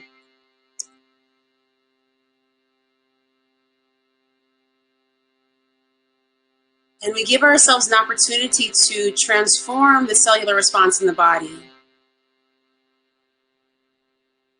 We give ourselves an opportunity to pour into ourselves, to love on ourselves. And this may be the first moment today that you've done so. So receive a deep breath, inhale and exhale.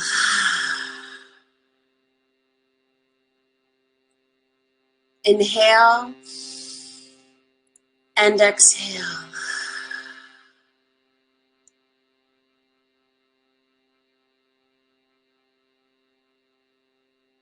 Receive a breath, inhale and exhale.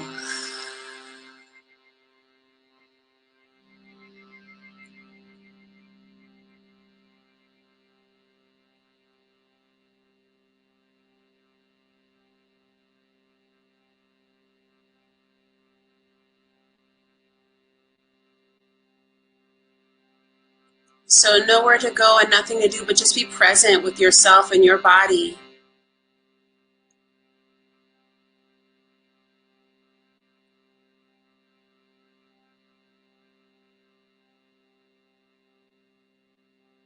Connecting with this living, breathing miracle that is you.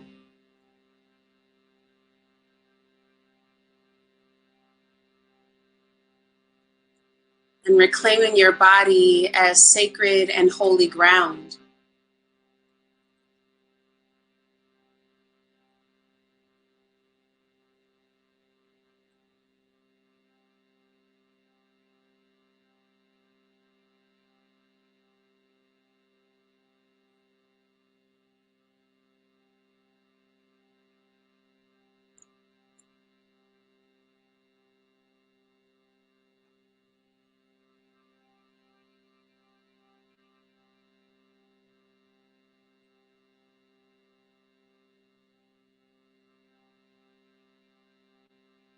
See, so many of us are used to holding everyone, holding the entire world together by our fingertips, holding our communities together, supporting everyone, and often at the expense of our own well-being. And so the invitation now and always is to mother ourselves, to anchor in what's possible when we show up for our needs, when we listen to our bodies, when we trust our instincts.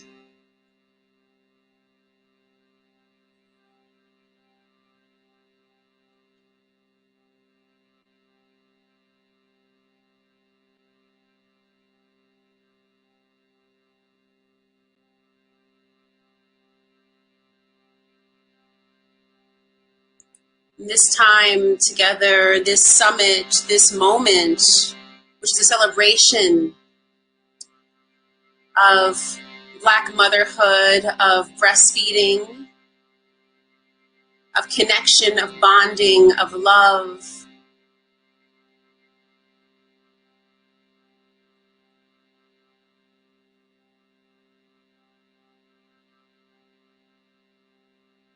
It's also a time for us to mother ourselves as Black and brown women, because we've for so long taken care of everyone else's needs above our own.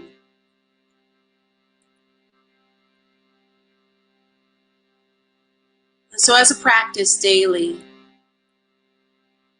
I want to invite you to make a choice, a commitment, a dedication to yourselves, to each other, to your families, by modeling what's possible when you center your needs.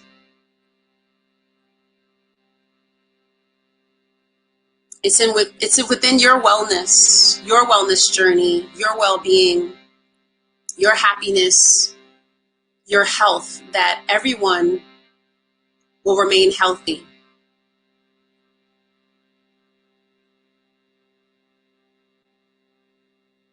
Receive a breath and exhale.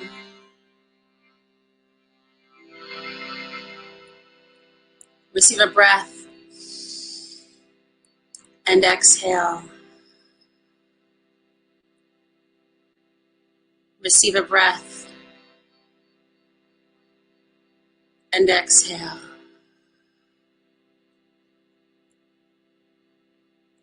I want you to ask yourselves, how will I pour into myself? How will I change the legacy and center my self-care?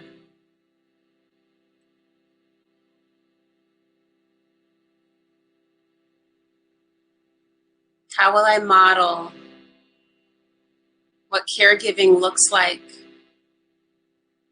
by centering myself first?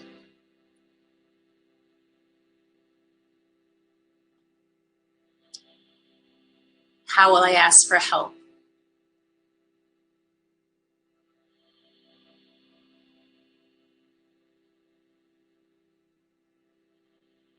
Receiving a breath and exhale. Receiving a breath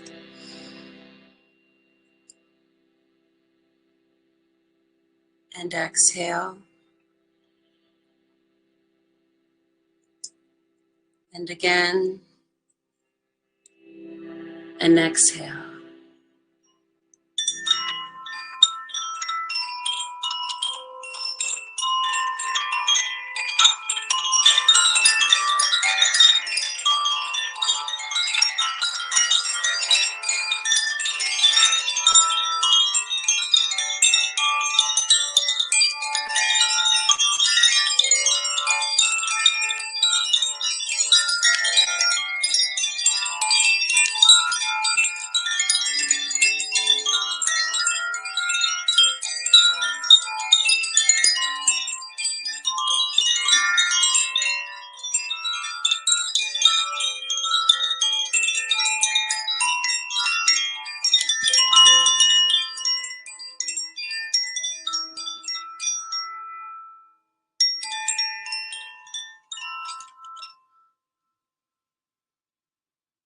Slowly begin to deepen your breath.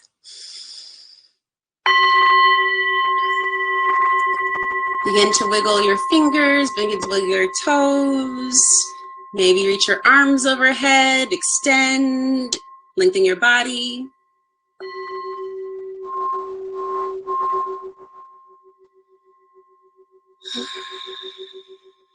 Receive another deep breath and exhale.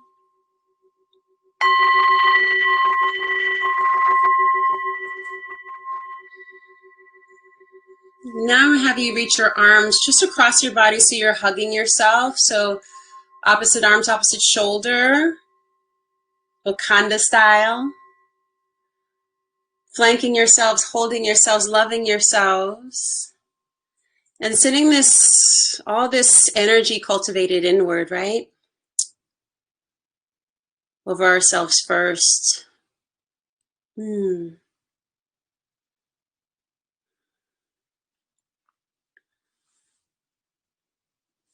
Yeah. And then when you feel ready, you can release your arms away from your body. Gently open your eyes if you feel ready to. If you want to just rest for the rest, you can too. And if you want to go in the chat and just share a reflection, an intention, a dedication, anything that came up for you, you can place in that space now.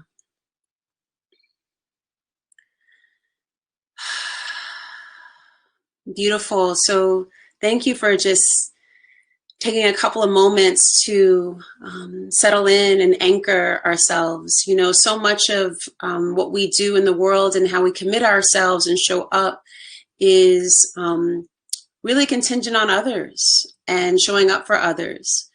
You know, this legacy of caretaking was something that was forced upon us, and something that even to this day, you know, we are still suffering.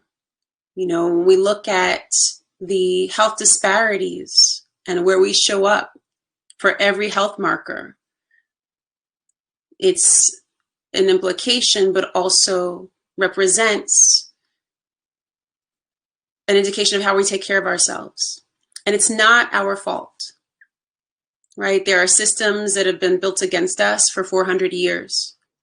And so it's in this time and in this moment that we, you know, celebrate this 400-year anniversary in 2019 of our ancestors being forcibly brought to these shores, that we can look back and say how we can do things differently, that we actually have an opportunity to shape and shift and evolve how things are done, because we are the crux of our communities.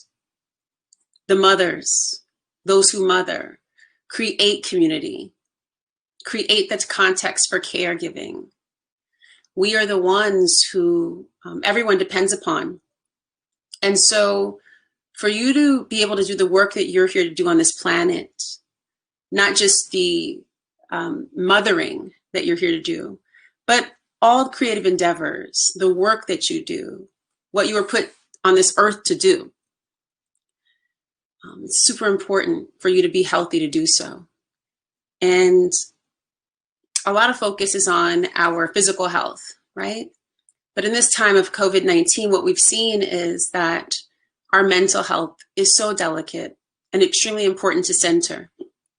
And so there's so many of us here who are expecting, new parents, currently breastfeeding, somewhere along the journey. Many of us are care providers. And it's so important for us to model what care can look like in the context of community, what it can look like to have the support necessary to navigate this time, to create sister circles and community support, to seek licensed mental health providers to support us so that we can get through this time. This is not a normal time. And so that's an invitation for us to seek the care that we need, especially as people who've been seen as so strong. So strong. And this idea of us being strong is what's actually hurting us. We see this in medical journals from the 1700s. We see it in all of our, whether it's commercials or whether it's memes, we see it everywhere. We see this modeled through television and media, that Black women are strong. But in fact, Black women are vulnerable. We're vulnerable. we've actually proven time and time again that we're not strong. We're not stronger than everyone. We're actually vulnerable, and we need care, and we need holding, and we need swaddling, and we need support. We need protection. So it is not weakness, but it's vulnerability. If we can lean into our vulnerability and ask ourselves what it would be like to be soft. Softness. What would it be like for you to be soft? Just to invite yourself to be soft. That's where our focus should be. To remove the shackles of strength. To emancipate ourselves from a dialogue and a neuroses around strength. And to lean into the possibility of a future where we are swaddled in the support of each other, where we lift each other, but we are not alone. Because that's how we evolved. We evolved in community. We evolved in support of each other. We did not evolve to do this on our own. And because we are in a society that celebrates rugged individualism and capitalism and really forces us to participate in a space where we are constantly challenging who we are, to lean into these systems, the invitation for us is to shift this, to transform. And so we have to model it first in our personal lives so it can ripple outwards. So how can you make those steps in your own life? What are the actions you can take? And guess what? These are actions you can take today, right? You can model for a future of care that centers yourself. You can advocate for your needs and center yourself. In a world that's not looking at or seeing us or recognizing us, that's undermining us, you deserve this care. And it starts with us modeling it ourselves and rippling it out within our community, modeling it for our children so they can see that we too deserve love, support, and care. And so that's the invitation. And I hope that you can begin this journey when you leave here today. Enjoy the rest of the conference. Take a deep breath in and exhale. Get ready to receive the next session. We're so thankful for you to be here. I'm Latham Thomas. It's been a pleasure.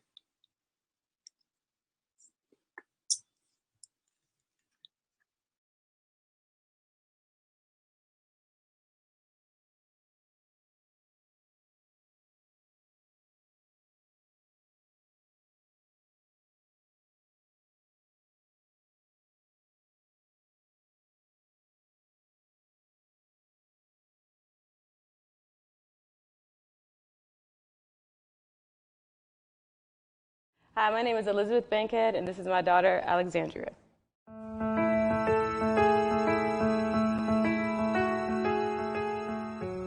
I feel like breastfeeding is important to me because it is literally the building blocks for your children's health. Well, I actually breastfed both of my kids back to back. I have a 2-year-old as well. And when I just breastfed him, I knew that I had to breastfeed her. I'm emotional already because I'm a Leo, but I would cry sometimes just like looking down, knowing that like my body is what's nurturing him. Like I'm what's keeping him alive. Not only did I grow him in my body and grow her in my body, but I'm also continuing to, continuing to give them these healthy vitamins and nutrients. It is very uncomfortable in the beginning. It's not fun, but it's worth it. And, we got to be doing our best as parents. We brought them here, so it's our responsibility to do our best as parents to raise them and keep them as healthy as possible.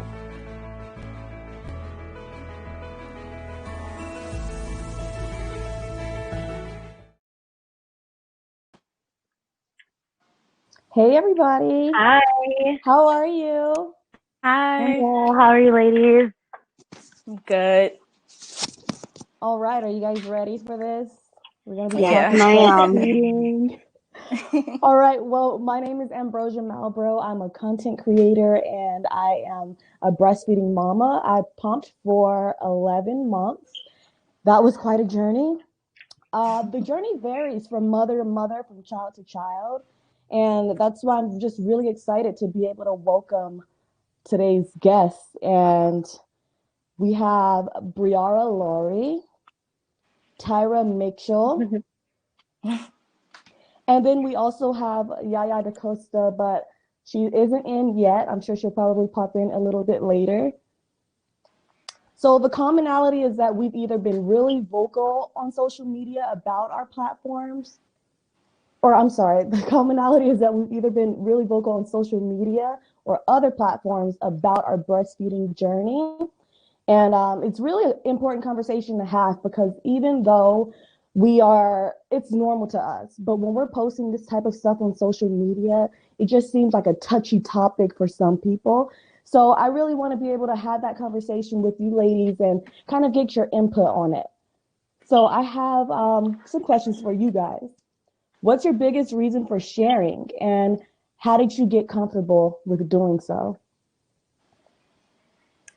Well, for myself, I felt that it was really important to share my journey just because there weren't many women that looked like me who was sharing their breastfeeding journey, or even really just motherhood. Like when I was pregnant, and you're like on Instagram and you're like, okay, let me just like search some hashtags and just look around for a bit, and you're just like, wait, okay, I just scrolled for like 2 minutes and I don't see anyone that looks like me. I don't see anyone that looks like me that's breastfeeding, that's living like this happy motherhood life. Like, it's just, I'm like, okay, ladies, where we at? Where are we? Like, so I was like, okay, I know there's some out there, but it's not really mainstream. Like, it's not like, it's not the first thing you might see on your Explore page. I mean, things have shifted now, I feel like, and also, how the algorithm is, like what you like. But yeah, I was like, okay, I feel like I have a duty to showcase that Black women do breastfeed and Black women do live a life of happy motherhood, That's true. So yeah, that was my main reason. Hi, Yaya. Hey, everyone. Hi, Yaya. Hi, Yaya. Hi, everyone. It is so wonderful to be here. I want to apologize for my service right now. I'm not in a familiar place. I'm actually at a mommy's house who just gave birth. So I can go to her closet really quickly and do this panel. Yeah, I'm in the closet. I'm in her closet. But that also means that the signal may go in and out. So I apologize in advance for that. Hi, everyone. Hi. Look at you being the perfect example of how we juggle everything in life. Right. Exactly.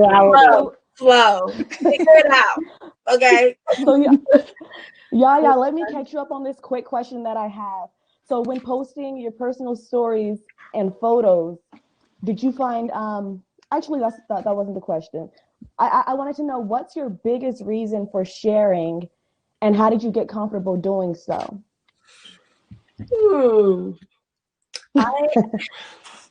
I do. So my son is about to be 7, and so that means that when I was breastfeeding, social media was still new to me and to a lot of people, and it was not yet a trend, and I felt a lot of outrage at my sharing, a photo, and it was circulated all over Page 6 and whatever kind of gossip sites, like, this is inappropriate, yada yada yada. And it's been refreshing over the years to see that change some. But yeah, I came from a long lineage of breastfeeding mothers, and so for me, I wasn't a first generation nurser. In fact, it was so much a part of my upbringing that it was strange to me to hear people's feedback, whether I was sitting in the park nursing my child, and I was an avid baby wearer. I did a lot of like woven wraps and stuff, so I had ways of concealing it, you know, in public, and he would just be on me, and you couldn't really see that he was nursing. But when you could, the outrage is really strong, and then of course on the internet, it was really disappointing. My mother had breastfed 4 children, 2 of us for 2 years, and then the other ones came along. She did a little tandem thing, and then my older sister nursed for the longest, which was 4 years. And then she went on to nurse her daughter for 4 years. I didn't go that long or close, but I definitely, I knew, I never questioned that it was something that I would do. And so for me, it was more of a celebration of life and a celebration of what our bodies are made for, and a protest to our breasts being sexualized to the point of that being their only purpose. And so, yeah, I wasn't even doing it at the time as a political statement. I was just in love with nursing. I was like in that high, that oxytocin high all the time. And I wanted to share that because I was proud. So did each of you find healing whenever you would post content of breastfeeding and just talking about breastfeeding? Did you find healing in that? Yeah, I mean, I know that sharing it does help because you meet other people that can relate to what you go through. I think that breastfeeding is such a beautiful experience, but just being transparent, it is also emotionally draining. At times, I exclusively breastfed my son for about 5 months, and then I just started pumping. And it's a lot because he's literally attached to you, and you are his main source of food. So while it is such a beautiful experience, at times you do so low. You're like just low energy. I didn't really have the emotional bandwidth because I was a feeding machine, so it felt. So expressing just the journey of being a mother, being a Black woman, breastfeeding, you get to meet other women who are experiencing the same journey as you. And then you kind of form this community where everyone is just uplifting one another, affirming each other. So it was very healing for me, you know, to share what I was going through. Yeah. And just to like piggyback on that same, I realized that more and more moms were reaching out to me who were like, thank you for posting. Like, you make me feel seen, you know, you make me feel less alone in this journey. And I'm always just like, of course, like we have to look out for each other as much as we can, even if it's just simply posting a photo of me as a Black woman breastfeeding. That's true. Because when you're doing it, when you're in the midst of breastfeeding or just motherhood, regardless, you kind of feel like you're in this bubble, and it's just you and your baby, and no one else is out there. And sometimes things go on, and you feel certain feelings. You feel tired and exhausted, and you wonder, am I the only one out there feeling this? Exactly. Because everybody else is posting happy pictures. Yes, exactly. I'm like, I'm not tired. Right. And that was another thing with my platform specifically. Moms would be like, I'm just so glad you're showing like the real, because you know Instagram and stuff or social media is such a highlight reel. Everyone just wants to show like them and their baby like at the beach and happy times, and it's like, yes, those happen, but the lows are what I kind of but personally like to see more of, just so I can feel less alone, because it's like, oh my God, it's like everyone happy and I'm not, or something, you know, and then you just kind of like get back into your bubble and you're just in your head a lot. And those lows are totally normal. Like you had just as many lows as highs. It's normal. Yeah. So I have a question for Yaya. So as a doula, do you find yourself helping women get reacquainted with their bodies after giving birth? And what are some of the conversations that you're having with those women? Absolutely. You just experienced it. I mean, on a practical level, everything from, oh my goodness, did I tear, to like, is it going to be the same afterward? to like, did I get a muscle separation? And then we go over how to check for diastasis or diastasis. And then just in general, like, it is such a transformation, and you just don't go back, no matter what pictures you see online of women who look like they did beforehand. And I was one of them. Just because of genetics, like a lot of people from afar or under, above with wearing clothing could not tell that I had a baby. And it was just this praise of like, oh my God, you look so good. Like, wow, you didn't just have a baby. And we're expected to be proud of that. But really, that's not the thing to celebrate. You know what I mean? Because it, one, creates a false sense of like stagnancy. Like, why would I be the same that I was before? It's okay that, I have some stretch marks. It's okay that maybe a little pooch, or they call fupa. It's okay that now my titties are sagging because they serve purpose that is greater than your gaze. Yeah. So exactly. Yeah, and then there are things that we can do to assist. I love not during pregnancy, but after the fact. I love talking about and using yoni eggs for, strengthening. And that's not even, from the patriarchal standpoint of like, gotta be tight for your husband, but it's more like it's health for yourself. You don't want to sneeze and laugh and be like leaking or anything. Wait, sorry. How exactly do yoni eggs work? I'm not really familiar. So that's a different panel.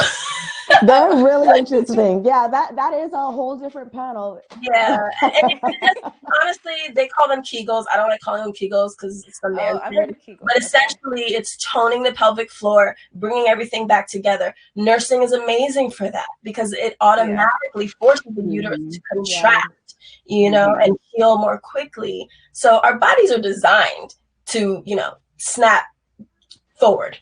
Yes. Right. I like that. I like that. To a new place of pleasure and strength and everything. And I love what you said about, hearing the stories that aren't so great as well, because we do go through things, but there's a solution for that. And I'm so grateful for places like this where people can be in community and talking about things now and not feeling alone, because I didn't feel like these resources were there at the time. Yeah, that's true. Tyra, you really use your art to showcase the spectrum of motherhood. So can you talk a bit about the platform and how you find your muses? Your art is amazing. Thank you. Yeah, so just like a little bit about myself. I was a working photographer. I was living in New York, and when I got pregnant, it's like everything shifted. I was just like, okay, wait. Like, as an artist, one of the first things you're thinking is, okay, what's going to happen to my career? There's this talk about once you get pregnant or once you have children, your life is over. Oh, yeah. It's just a wrap from there. And it's just like, wait, no, I'm not. I refuse to believe that, because then I would find other like mothers who are artists who were just doing both.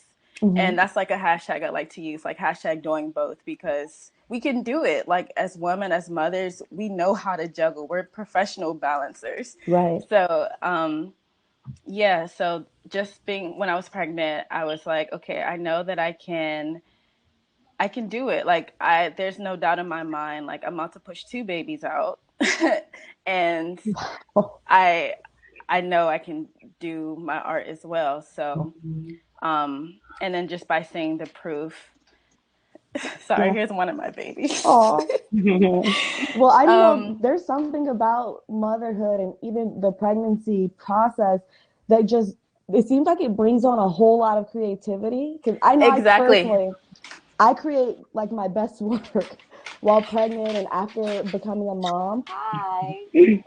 Say hi. So cute. So cute.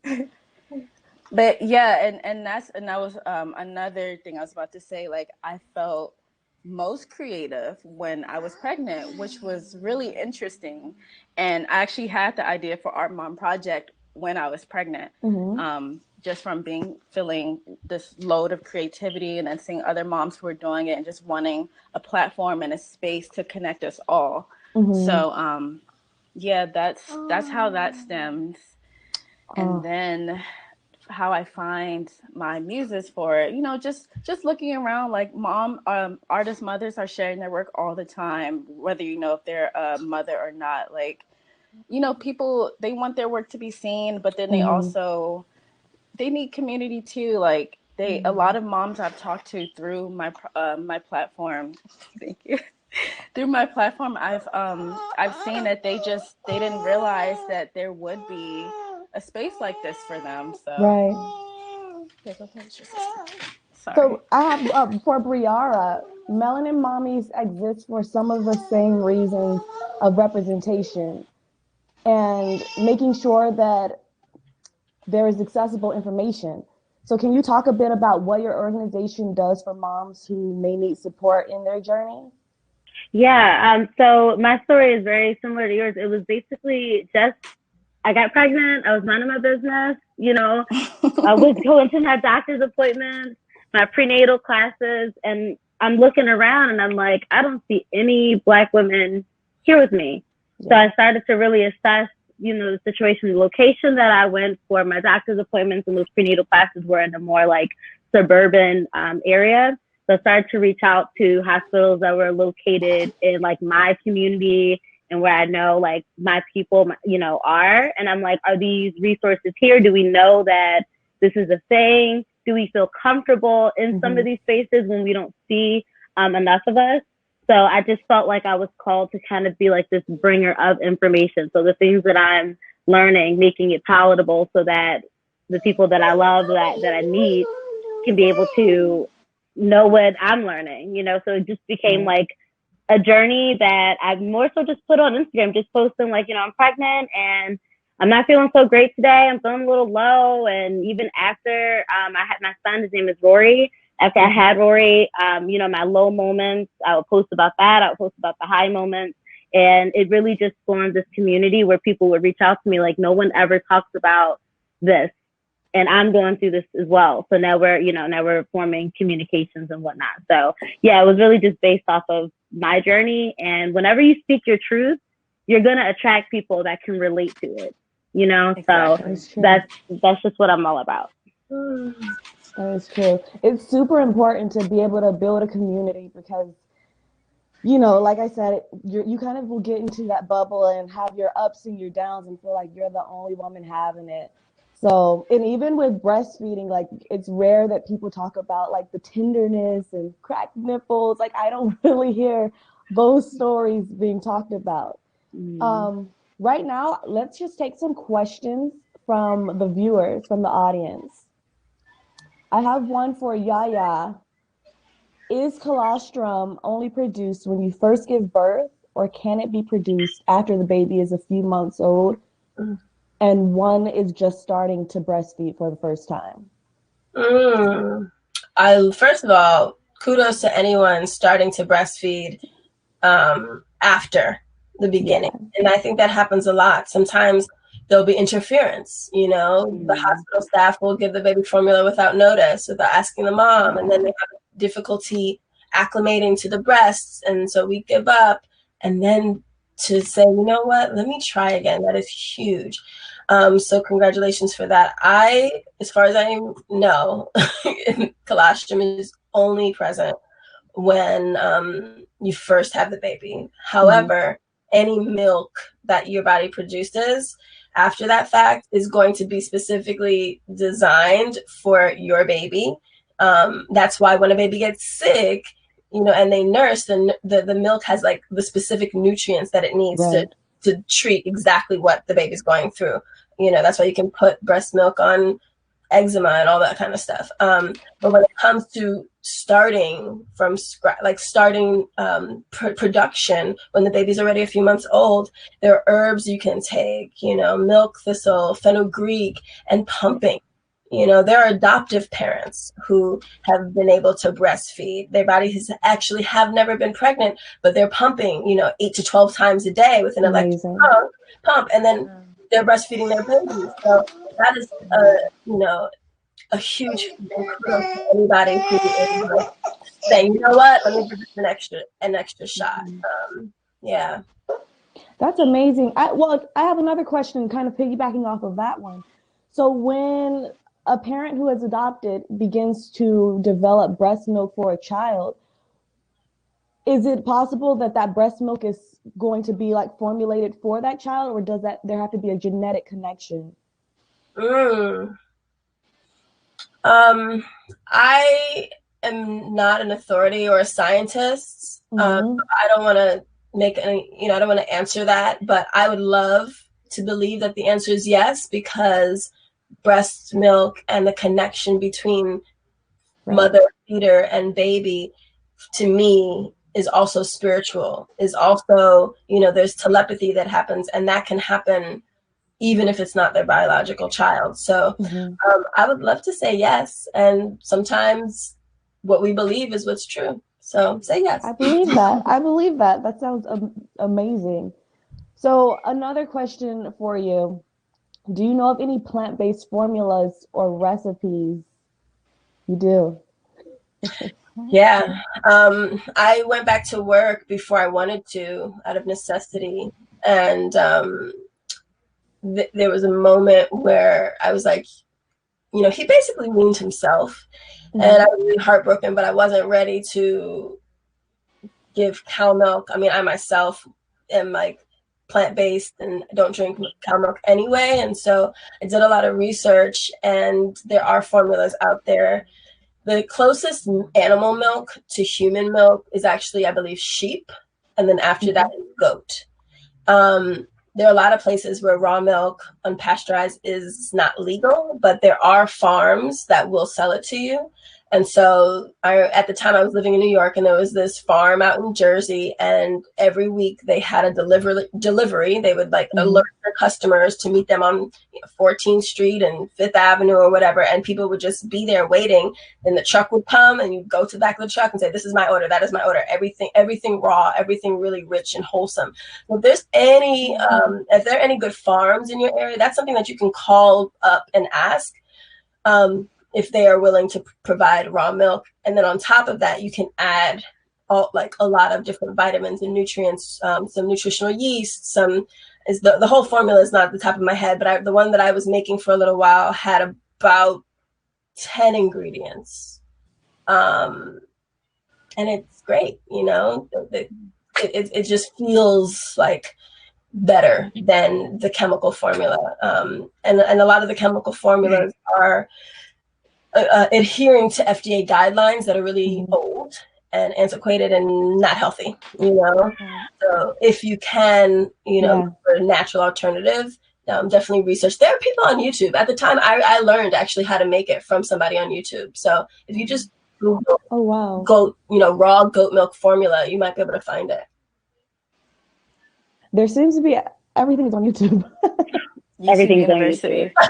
That's great. That is great. So I do have a question for Tyra. Someone asked, do all states have the same legal requirements for making pumping spaces available in the workplace? That I'm not certain. Especially being a work from home mom, I'm not exactly sure about that one. Sorry. Does anyone else know? It's Tiffany. I always thought it varied by company, like depending on the company that you work for as well. Like I work at Comcast, so we have like that's like my 9 to 5. So we have like a mother's room, and that's all across like the region as far as like Central, West, Northeast, like divisions. So it may be based off of the company and like the roles that they have in place too. Yeah. So when you guys have to do what you have to do, whether it's pumping or you've got to actually breastfeed, how comfortable were you going out, like being out in public and doing so? Extremely. I'm an Aquarius sun, so I was like waiting for someone to try to tell me Say something. I can't feed my kid, because now at this point I'm going to take everybody's plate at the restaurant, because if my baby can't eat, nobody else is going to eat out here. And it's not our fault. It's not women's fault that our breasts have been sexualized, so that literally me doing a task such as feeding my kid is bothersome to you. You don't have to stare at me. You don't have to acknowledge me. I would rather you don't. Just keep it, keep it pushing. You don't need to look at me for any reason. And that's it, like, keep it moving. So I'm not going to allow that to, interfere with feeding my kid. It does make me upset, because I do know that not everyone feels like that. Some people they feel so insecure about it that they won't feed their kid. I mean, even people in my family used to like get on me like, you got to cover yourself up. I was like, I don't got to do if it's 90 degrees outside and my kid is hungry and I'm working on, let's also factor in the fact that we are still parents. We're still moms. So we're out here feeding our kids on what, an hour, 2 hours of sleep. So I'm already not in the best, my mental space isn't that clear at this point. So don't push me. Let me feed my kid. I'm tired. Honestly, my baby's hungry. Right. It's not Leave me alone. today. Not No, today. honestly, and it's funny that you say, like, you heard stuff like that from your family. Like, can we just talk about that for a second? Oh, yeah. Like, that influence from family members. But to go back to the question, I wasn't, at first I was a little nervous to breastfeed in person, just because I'm like, oh, but after a while I was the same. I was like, what are you going to do? My baby needs to eat. You can stare all you want. Right. But family members, I know I personally wasn't breastfed as a baby. My mom had me pretty young. I don't hold that against her, but she definitely supported me with my breastfeeding journey, which I really am so happy and thankful for. But as far as my mother-in-law, she was like she was she's like old school Black mom, just like, those babies too. Oh, like, Yeah. because I breastfed for 2 years. I just stopped like June, or maybe like a couple more months ago, but I heard it a lot. She got on me, and I'm just like, why? Like, this is good for them. But I don't hold that against her either, just because I feel like back in the day, like the mindset around breastfeeding was a little different. It was different. Because I mean, I know, Black women come from a long line of wet nursing, and then it seemed like there was just this point where Black women was just like, no, we don't do that anymore. Yeah. So I feel like you're like really blessed to be able to have come from a long line of breastfeeding children. Because I personally, I had not, when I made the decision I tried to breastfeed, I ended up having to exclusively pump. He wouldn't latch. But I didn't personally know anybody that had actually breastfed their child or was breastfed. So it was completely new, but thankfully, like my family, they're really supportive in my decision. But I do know a lot of people were asking, how long are you gonna be pumping? Because literally I would travel with that pump. I went on a cruise with the pump. I was on a flight with the pump. It's a little sound. So,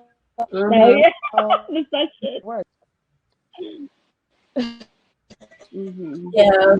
On the topic of any family specific stories that you guys,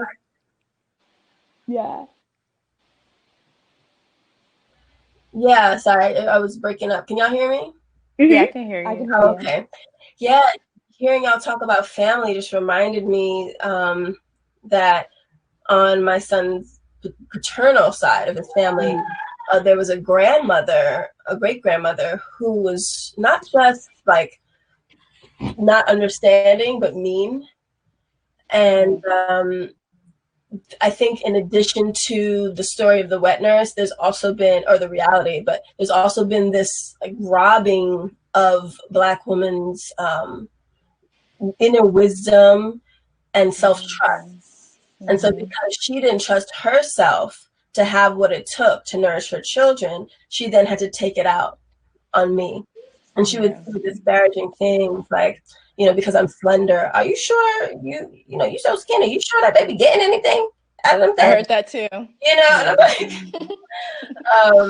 But when it comes to my family, it was like almost the other side of the spectrum. I remember somebody had gifted me this like nursing cover with a stiff half circle thing that you put around your neck, and then the fabric goes down so you can see your baby, but no one else can. Not only was my baby like, get this thing out of my way, my mom, my sister, my aunt was like, what are you doing? Put a titty out, bro. And that grew up, you know, like this little African village in Harlem where people were just like, oh, he's hungry, here, boom. So it was the opposite. I was like, how dare you come? That's great. That's life. You know what I mean? Don't let It's such a natural act to try to like, for the world to really try to take our autonomy. And like, I don't know, I shouldn't say it's astounding because nothing is really surprising when it comes to the Black women and everyone having something to say about our bodies, but it's just very infuriating because it's like, you know, I went through 9 months of carrying this life. So for me to have to give birth and then be responsible for feeding this child, nourishing this child, and to hear the world kind of give their like unsolicited advice. And it hurts more when it's family members because I can really shut the outside word out. But if it's like an auntie or your mom, that does hurt, you know, or maybe it makes you think like, well, wait a minute, should I be covering up? But it doesn't feel natural. Like for me, what feels good for me is literally with my boob out. And my child didn't latch initially. I had to put this little thing like on my nipple that was like shaped like the bottle. Yeah, like breastfeeding is, my child is very particular, and breastfeeding wasn't, you know, walking in the meadow, you know, for me. So the last thing I needed, because I wanted to stay focused, I knew that I wanted to breastfeed. And it was difficult. So the last thing I needed was, you know, advice from family members. So I just kindly told everyone, listen, if it's not any advice on how to get this baby to latch without this little suction cup on my nipple, I'm going to need everyone to exit stage left. I love y'all. Stop the baby shower, gifts off, is perfect. Thank you. But no other, because it's going to distract me and it's going to just add to the fear of breastfeeding. And I think I have to mention as well, as far as what the guy said about the spiritualness of everything, your body knows. So that stress and all the weight that you put on yourself, it affects your milk supply. When I'm stressed out and I'm at my lowest, my supply is running out. And then I'm even more stressed because I'm like, oh crap, I'm not going to get my kids to eat. So I really had to, for the sake of my kid, like that's really what it came down to. I looked at my baby and I'm like, okay, well, I'm going to feed him. So in order for me to do that, I have to be at a level of like balance and calmness. That's how I'm able to produce my milk. So that's what really helped me silence out even family members, is knowing that my kid has to eat at the end of the day. See, that is true. Now, so breastfeeding, I feel like everybody kind of knows they kind of have a little trick or a little secret, a tip. Can you guys share any tips for women that are breastfeeding? So one is a lot of people experience mastitis or like a clogged duct that can be painful. And when you're like diagnosing yourself on the internet, you'll see a lot of cabbage leaves in recommendations, or leaning over, doing a cold compress or a hot compress. But you know, some people get antibiotics, but usually it's gonna with those methods, even it takes a few days to a week or so to clear up. There is an herb called poke root, P-O-K-E, like you're poking someone. And that root is so powerful at lymphatic drainage that I took like 2 little drops when I had this very painful mastitis, and that thing went away like that night or the next day. Wait, what was it called again? You ever poke root, P-O-K-E. Poke root. Okay. Yeah. And it might take 24 hours depending on how bad it is, depending on the mom's breast and everything, or 48. But you're not going to be going on for a week or 2 weeks, you know, having this sharp pain every time baby latches on. There's so much wisdom in the earth, and that's some of, you know, the movement that's going on right now, is to remember what our ancestors knew and what was robbed from us. In terms of herbalism, that's one tip that I can share. Poke root was life-changing for me and allowed me to continue my breastfeeding journey longer than it would have, because that's one of the things that makes women give up a lot of times. Yeah. Would you, Yaya, do you have any tips for women deciding to breastfeed later down the line?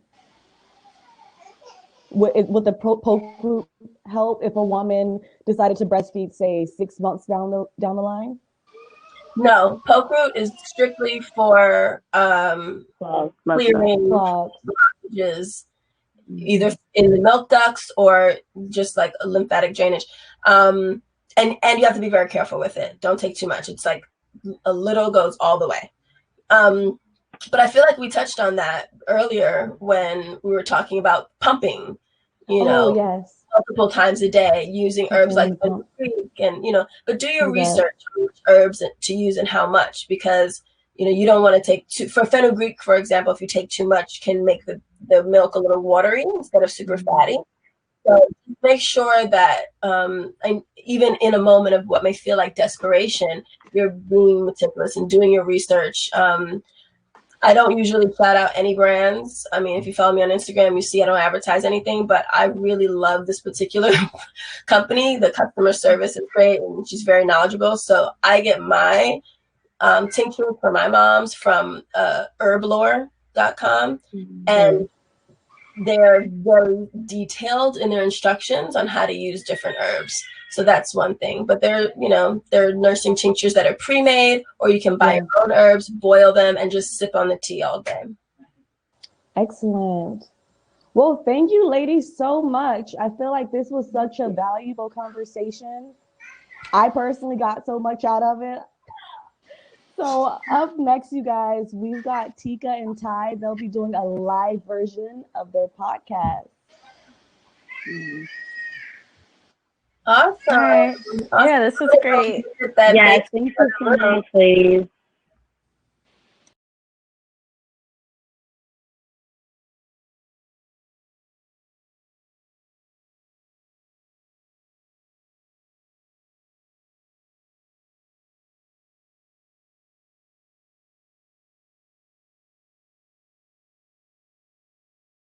Hi, my name is Tammy Carr, and this is my 2-month-old daughter, Nova Rain.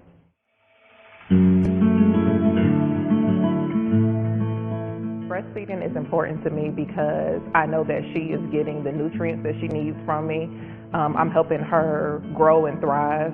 I know that through my research that breastfeeding helps children build their immunity up, and as well as for women, breastfeeding also decreases our chances of developing breast cancer and ovarian cancer. My challenges from my experience with breastfeeding is her latch. She could not get a good latch on, and then when she did get a good one on, it was excruciating for me. I mean, bloody nipples. I would sit there and listen to her cry sometimes for minutes on end because in my mind I couldn't do it. I was trying to amp myself up and just really get myself going, and then when she latched on, it was like I was watching the clock, like, okay, 5 minutes, 10 minutes, 15 minutes, you got to get off of me. So it was difficult at first. She lost a lot of weight. So in those moments, I tell myself, I have a motto, I guess you would say, of just one more day. Anything that I go through in life, if something is troubling me mentally, physically, I tell myself one more day, one more day, one more day, and each day I keep going. And so I just have to keep telling myself, okay, Tammy, give it one more day. You can feed her for one more day. Then the next day comes, all right, one more day and one more day. So I just have to keep telling myself just to keep going because she needs it. Like, she needs me, she needs it. So, excuse me.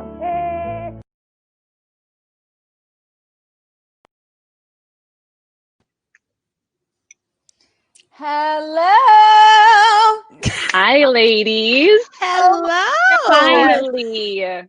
Oh my gosh, finally. First of all, before we even get into it with you, Miss Kadeen, we're so happy that you're here. But like today, yes. So today has been so, I think, fulfilling for me in a way. Oh my God. First of all, I can't believe we did it. Like, this is here. It's happening. Yes. Yes. And it's been a long time coming because I feel like I got the flyer and everything, and I've been trying to let people know about it for a while. So I'm excited.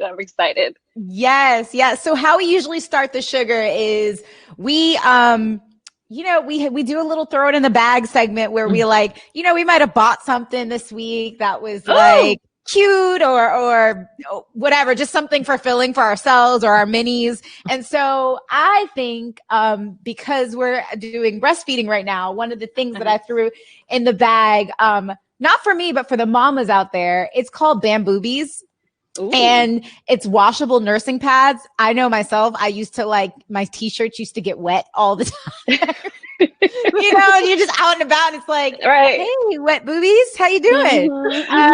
So these are, they're soft. They supposedly stop the leakage and then they're reusable. So, that's one of the wash things them out. Yeah, exactly. Nice. Exactly. Wash them out. Wash them out. Friendly for the environment too. So that's good. Exactly. And I think, but while we were doing the show with Kimberly, she was on our first panel. She has a book, and I already threw that in the bag in the Amazon bag right away. I hear you. That was, yes. Nice. Don't talk to me about Amazon bags because my husband's right next to me. He wanted to make sure I was set up good. So let's not talk about Amazon bags so he hears, because that becomes a problem in our household for sure.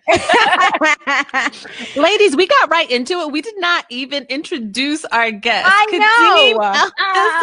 It's all good. That's how you know the chemistry is there. We're just going to start chatting it up. I know. They're like, wait, catch us up. What's happening here? I know.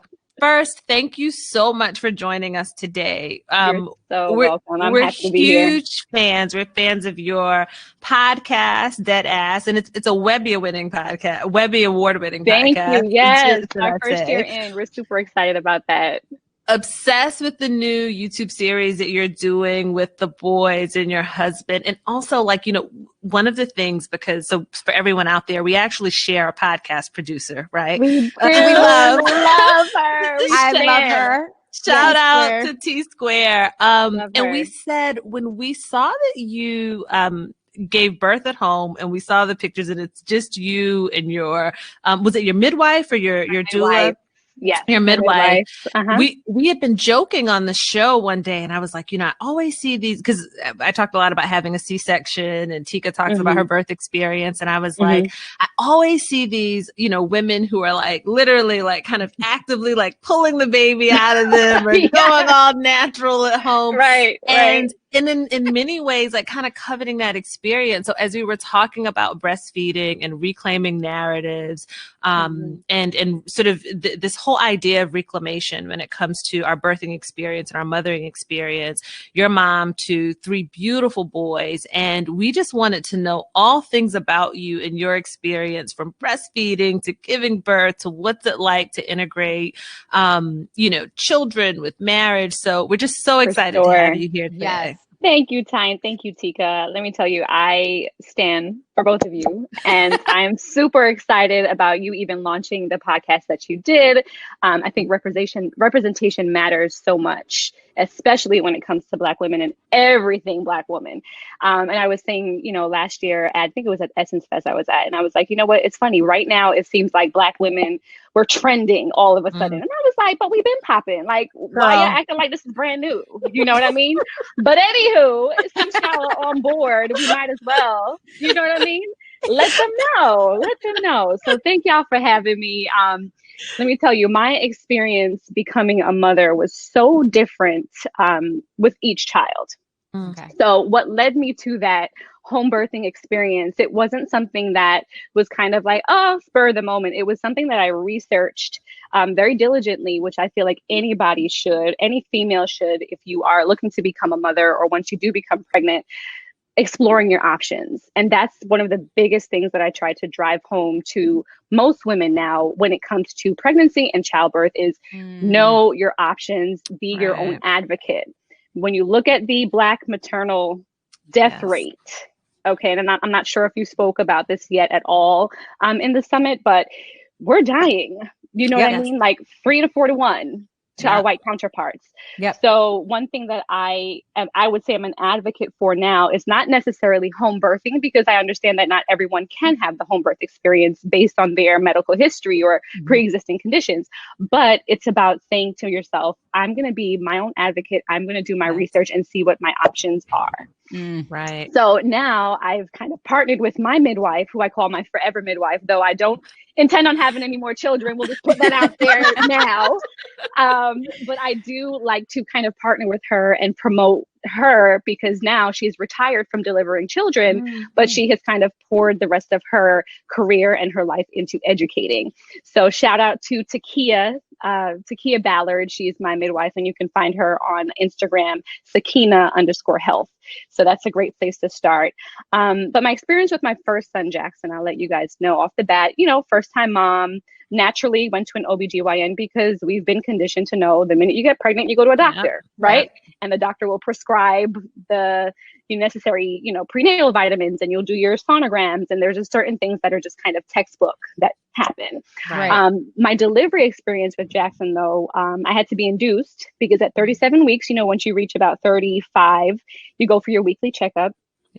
In a urine sample and a blood sample, they realized that my liver enzymes were elevated. And at that time, my doctor didn't really know what was causing it. So she felt that it was necessary for me to be induced, just for the safe side of the baby, because at that point he was already a good size, healthy. She felt like this baby can thrive outside. So I was like, all good. And I will say that my OBGYN is amazing. I never want to make it seem as if I'm, downplaying the role of a OBGYN or a doctor, because they are very necessary, and they've been to school for many years, because they are experts in their field. So I'll never say that. She was amazing with what she did. However, my experience with Jackson and the way my body reacted to a bad epidural job then kind of spiraled into this nightmare of a delivery, where I ended up tearing internally and had to get 27 stitches in my cervix. Oh my God. So after Jackson came out, I was literally just bleeding profusely. And my doctor was like frantic, trying to figure out what was going on down there. My mom, who's a registered nurse for years, was like, Doc, this blood loss looks crazy. And I was kind of fading in and out of what was going on, because naturally I'm losing a ton of blood. My baby was just delivered. I'm hearing the codes and the bells going off up from my room number. And I'm like, what's going on? Then I have to go to emergency surgery. So That's trauma. Wow. Let me tell you, my husband is literally in tears, because he was like, wait a second, like, I just had my son. I can't lose my wife. Like, what's going on? So I had to end up being rushed into emergency surgery. I had to get 27 stitches in my cervix, which I didn't even know you can tear. I was going to say, right. And I didn't even know there was capacity for 27 stitches in your cervix. In there. The first thing I thought was like, I said to my doctor, I'm like, how are you going to get your hand in there? That's what I know. The needle work. You know what I mean? So I was like, all right, sis. Well, if that's what I need, stitch me up. So I remember being kind of groggy, but I did go into the OR, and I remember saying, don't give my baby a bottle. I want to at least try to breastfeed, because I felt like in that moment, if I was going to be gone from my baby for an extended amount of time, I didn't get that skin to skin. I didn't get any of that. And I kept telling my husband, don't let them give him a bottle, because I at least wanted to have the chance to nurse. So I remember being in that OR, my feet up like I was in a meat shop. Then like a team of doctors came in, because apparently what happened to me was a very rare situation. So they called in every resident doctor and every student to kind of, I guess, see how I was going to be stitched up. I was stitched, and I didn't get to see Jackson for about 6 hours, because I had to, of course, recover from the surgery. I had to wait for medication to wear off. I was this close to having a transfusion at the time. And it was just a hot mess. I was in the hospital for an additional 10 days after with him, just because I had to keep getting tested for my blood platelet levels to make sure everything was kind of getting back up to normal.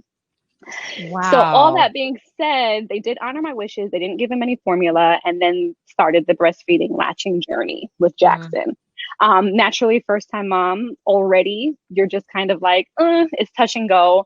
My mom was very supportive. She was helping me to offer him the breast, because then, to make matters even worse, after my surgery, having to get stitched up, because of the poor epidural job that I then had severe neck pain from like the base of the nape of my neck all the way down to where my epidural was.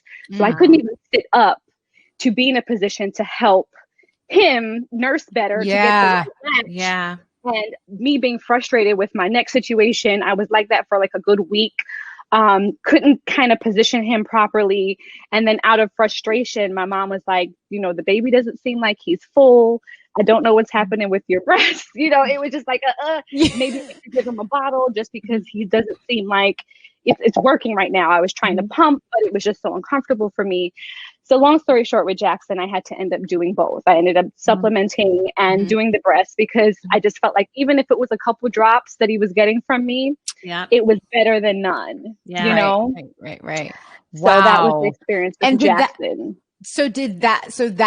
I mean, that sounds like a lot of trauma to me. I thought I had trauma too. Like I was like, right. Yeah, no, and I did, but you know, for me, I had a preeclampsia and my blood pressure was crazy, close to seizuring and stroking. But the idea of having a child at home, like with a midwife, sounds so spectacular to me. Was that the push to say, you know what, I'm going to try something different? Yeah, girl.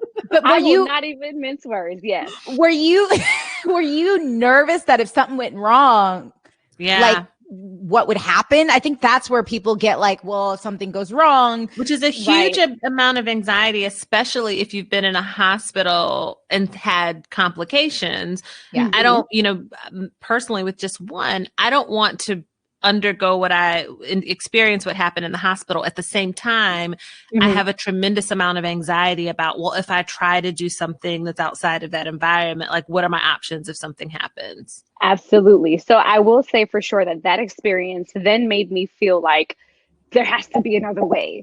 And thankfully, based on my experience with Jackson, I was in the perfect environment to then have emergency surgery and do all that. But I also realized too that a portion of that was because I was induced. So I kind of felt like with my second son now, Cairo, I said, you know what? As long as my enzymes were good, I didn't have any liver situations or anything that would make the doctor feel alarmed with my pregnancy, especially towards the end as delivery approached. I was like, you know what? Let me see if I can just allow my body to do what it's made to do. Yeah. So my plan was to labor at home as much as possible once my water broke. And then once I felt like, okay, I'm almost there, let me get to the hospital. So I wasn't tempted to try the epidural again, because that epidural experience, I really feel like was the turning point for me, not feeling the ability to push Jackson when I was supposed to. So maybe that's why I tore internally. Like there were a lot of unknowns that I feel like stemmed from my poor epidural job. And I say to my husband, I was like, if I catch homegirl on the street, baby, that epidural, it is on and popping, okay? Yeah, so, I never understand when medical professionals don't know how to put a needle in anywhere. And that's like that's what you went to school for. You're an anesthesiologist. Like your whole job. You do. We had one job. You got one job. One job, sis. So don't let me catch you on the street. But so that's what encouraged me to say, you know what, I'm gonna wait till the very end with Cairo and see. Little did I know that my tolerance for pain apparently was much higher than I assumed. And my water broke. I remember taking my son Jackson to school that day. My sister was like, are you sure like your water broke and you should be like moving around the way you're moving? I said, you know, if I don't think about it, maybe I won't even feel the pain. Like, let me just keep going until I really feel something and then I'll go to the hospital. So your girl went to take Jackson to school, went to the supermarket, was moving around, went home and took a shower, all that good stuff, to the point where I felt that last kind of like drop right before you have to push. And I was like 20 minutes away from the hospital. So I was like, wait a second, I think this is different now. What I'm feeling now is different than what I felt before. So you're just living your life, and as the baby's heads come down. I know, he's crowning. Yeah. I was in the bread aisle at the supermarket when I felt like an extra little gush of water, and I was like, And at that point, my husband was blowing every red light to get me to the hospital, to the point where when I got to the hospital at the labor and delivery entrance, I was like, babe, I don't think you should go park that car in the garage. Leave it here and let's just go upstairs and see what happens. Because at that point, I really felt like I was trying to hold him in. So I keep my legs kind of closed and I shimmy onto the wheelchair. And then they wheel me upstairs and my husband's parking the car. So I say to my sister, my mom is there with me. I was like, listen, guys, tell the Val to come because I don't think I can hold it any longer. So the doctor has me in triage now. And he's like, Miss Ellis, can you please just open your legs? I'd like to check and see how far along you are. And I was completely ignoring the man as if he wasn't talking to me. So I was ignoring him so much that he said to my sister, I'm sorry, is she hard of hearing? Because I can get someone to do sign language. Like he literally thought that I couldn't hear him because I was completely ignoring him. I was literally just like, I need my husband to get here. I need my husband to get here. Because if he doesn't get here, it's going to be a wrap. And then he completely was like, you know what, we're going to have to pry this woman's legs open. So the nurse held one knee, he held the other knee. And I promise you, it was like, pow, Cairo came right out. It's almost like he ejected himself out of my body. So Cairo was born in triage. DeVal was running upstairs. He got there like 30 seconds too late. He was like, oh my God, I really missed it. He was like the stupid garage parking attendant. He held me up. I could have been here. I said, I told you to leave the car where it was at and just come upstairs. So that was Cairo's experience. That's incredible. I can have a whole baby at home third time. And so you did. Pretty much almost did. Wow. So the first one was like hospital trauma. Second one, it was like, ooh, I'm at the grocery store. Bread is coming down. It's happening. Ignore the doctor. Pop out. And the third one was like, oh, I could do this at home. Wow. So, with your, I love, first of all, I love sharing these stories because it's like, we're not alone. You know what I mean? And I feel like sometimes it can be a very lonely walk. And I'm so glad that Black women especially are forming tribes and really pushing each other and holding one another up and not judging each other for whatever way we do it, right? But helping with information and gathering like a village. Like I feel that was the biggest thing. I mean, let me tell you, Tika, I got so much pushback too from people. The unsolicited opinions of people like, well, why you got to show your whole birth online, and isn't that too much to share? And for me, it was about, other than the fact that my husband and I have had our vlogs that we've been doing for years, and it was just a way of promoting healthy Black family content.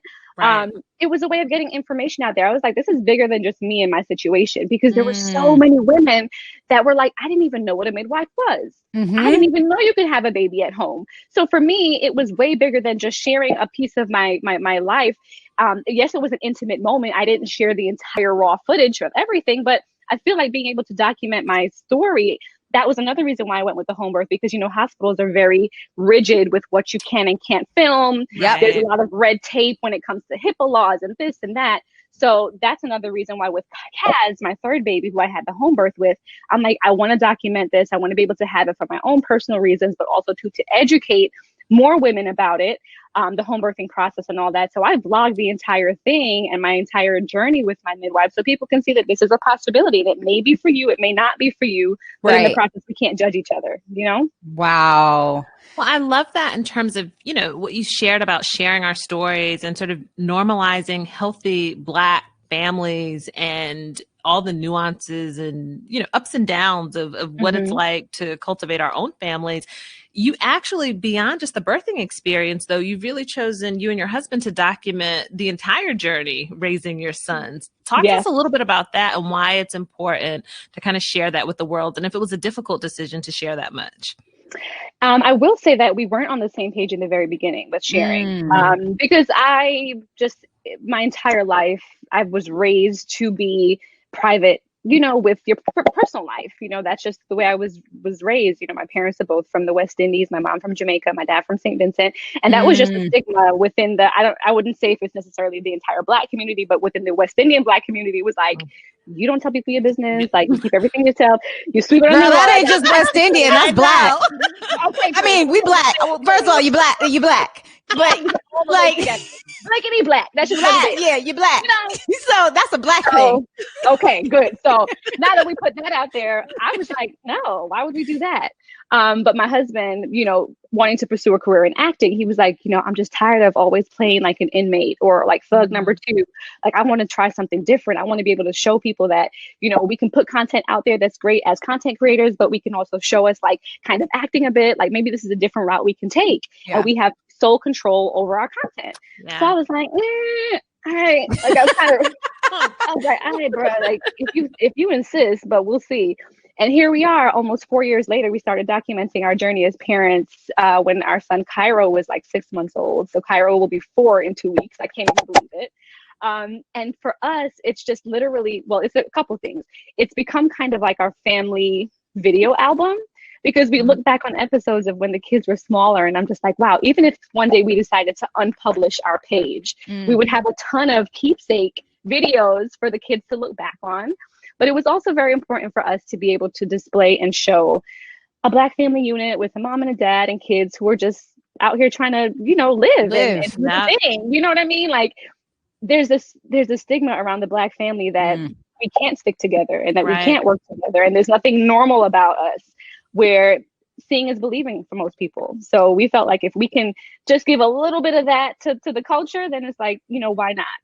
And here we are. Yeah, here we are 4 years later doing it. And, you know, the home birthing experience was one of many episodes that I feel like we've had where people have been able to pull either inspiration or information from that they can then, you know, research on their own and apply to their own life. And then it's also like a form of entertainment as well, too, if you're looking for something kind of fun and lighthearted to watch, especially in times like this. Yes. A lot of people have messaged us and emailed us talking about how, you know, they sometimes just watch us for a little pick-me-up or if they want a quick laugh. So that also makes me feel really good too. So at this point, it's safe to say I'm on board. I love it. So can we just talk about, you know, watching you and your husband together, you know, I mean, you know, you guys have chemistry. We want to know basically, like, is there an internal struggle to keep that intimacy, that every day with 3 okay, kids? good. And So what are the secrets? everybody's normal. But also, what are tips you can share for those of us who are trying to make it all work together? Exactly. Let me tell you, we argue about intimacy and relationship stuff all the time, and it's always a constant. I don't want to say battle, but it's a conscious effort that we both put into making sure that each other's needs are met, whatever that may look like. So one way that we've been able to assist in that, so everyone gets what they want when they want it, it's kind of like, first of all, we're very brutally honest and like vocal with each other, and we talk about things in real time. So there's not like a buildup of like, well, this happened 2, 3, 4 weeks ago, and now you're saying something about it. It's literally like in real time, we're going to discuss it. Like right now. Like right now. And then we have to devise an action plan. So usually the action plan is like, all right, well, how are we going to solve this? So it's not just about, you know, excuse my language, bitching and moaning, but it's about how are we going to actually solve this problem or attempt to put the wheels in motion to solve this problem. Right. So when it comes down to like things like intimacy, like unfortunately for me at this point, I kind of feel like I have this like in my mind mentally, I don't tell him this because he won't be watching this, but I like mentally like have to schedule that joint in my calendar because I'll like be going and going and going, and it's like 2-3 days have passed and I'm like noticing he's getting a little edgy and I'm like, oh. That's right. That's what it is. That's what it is. Okay. And I'll be like, damn, what was the last time? You know, it's like, girl, I don't even remember what I had for breakfast, much like the last time we did nothing. So I have to like put a little special like colored dot on my calendar so I could be like, all right, well, you know, 2 days have passed and I know he's going to start to get antsy, you know? And it's almost virtually impossible now. It's like you have to homeschool kids. Right. I got one trying to come through the door right now. Right. You know, there's so many moving parts and there's so many variables. And then you figure we got into quarantine. So I thought for a second quarantine would make it easier because it's like, you're here, I'm here. Everybody's like, here. But everybody's here. You know, but then also my mom lives with us. So it's like, you know, you got to work around mom being around and then the kids popping through the door. So I have boiled it down to, at least on my end, just trying to like tell myself, okay, it's been a couple days or it's been a day or two. Here's what's got to happen now, you know? So in addition to us like talking about it, action plans, it's me trying to hold myself accountable because sometimes I will admit I get caught up in the wash of just like going to and fro. Like there's 1,000 things to do. You know, you look at the mom brain and it's like, how many things are we thinking at one time? It's like, what's for dinner? Do we need toilet paper? Did the kids eat? You know, did Kaz use the potty today? There's just so many different working parts and things that we have to think about. So I just try to make an effort to just really hear and see my partner and think sometimes I take for granted, like he's an adult, like he's a grown ass man, like you should be able to understand.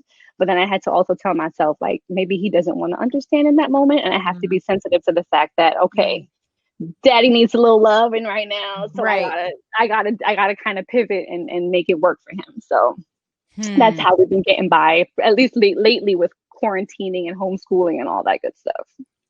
Ooh, how are you doing with the quarantining and the homeschooling? Like, how are you, are you guys filming in the house? Like, there must be a ton of content happening. And yeah. I mean, well, Zoom calls all day, every day. So I've kind of gotten this chair and we're just like, this is like the spot, I have to say, low key though, I've been enjoying quarantine and I'm enjoying homeschooling. And I'll say, I think the biggest thing for me as a mom, whenever I drop my kids off to school, it's kind of like, they're out of my sight, they're out of my care. I leave them there for however many hours. And it's like that feeling of not having your children with you, you know what I mean? Like, to know that they're okay. So having them home, I'm kind of like, okay, I'm glad y'all are here. I have my mom who lives with us, who's been great. So we kind of divvied up. Amazing. Yeah, my mom is here with us and my dad is retired. So he goes back and forth because he's not sold on living in LA yet. He's kind of like an East Coast Brooklyn guy, like all the way. So he goes back and forth, but we've kind of divvied up the children. So everyone kind of has their person. So my mom, they call her Mimi. So instead of Montessori, she's Mimi Sori. So she does Mimi Sori with Cairo, my almost 4-year-old. Deval has kind of taken on my oldest Jackson because 4th grade math, I'm like, I forgot what 4th grade math was like. I would not even want to try. Candid form, carry a 1. I was like, you can have that because Deval's the math. Yeah. And then I have the baby Kaz. Kaz is 2.5. So we're working on potty and then just like, letter recognition, play, that kind of stuff. Yeah.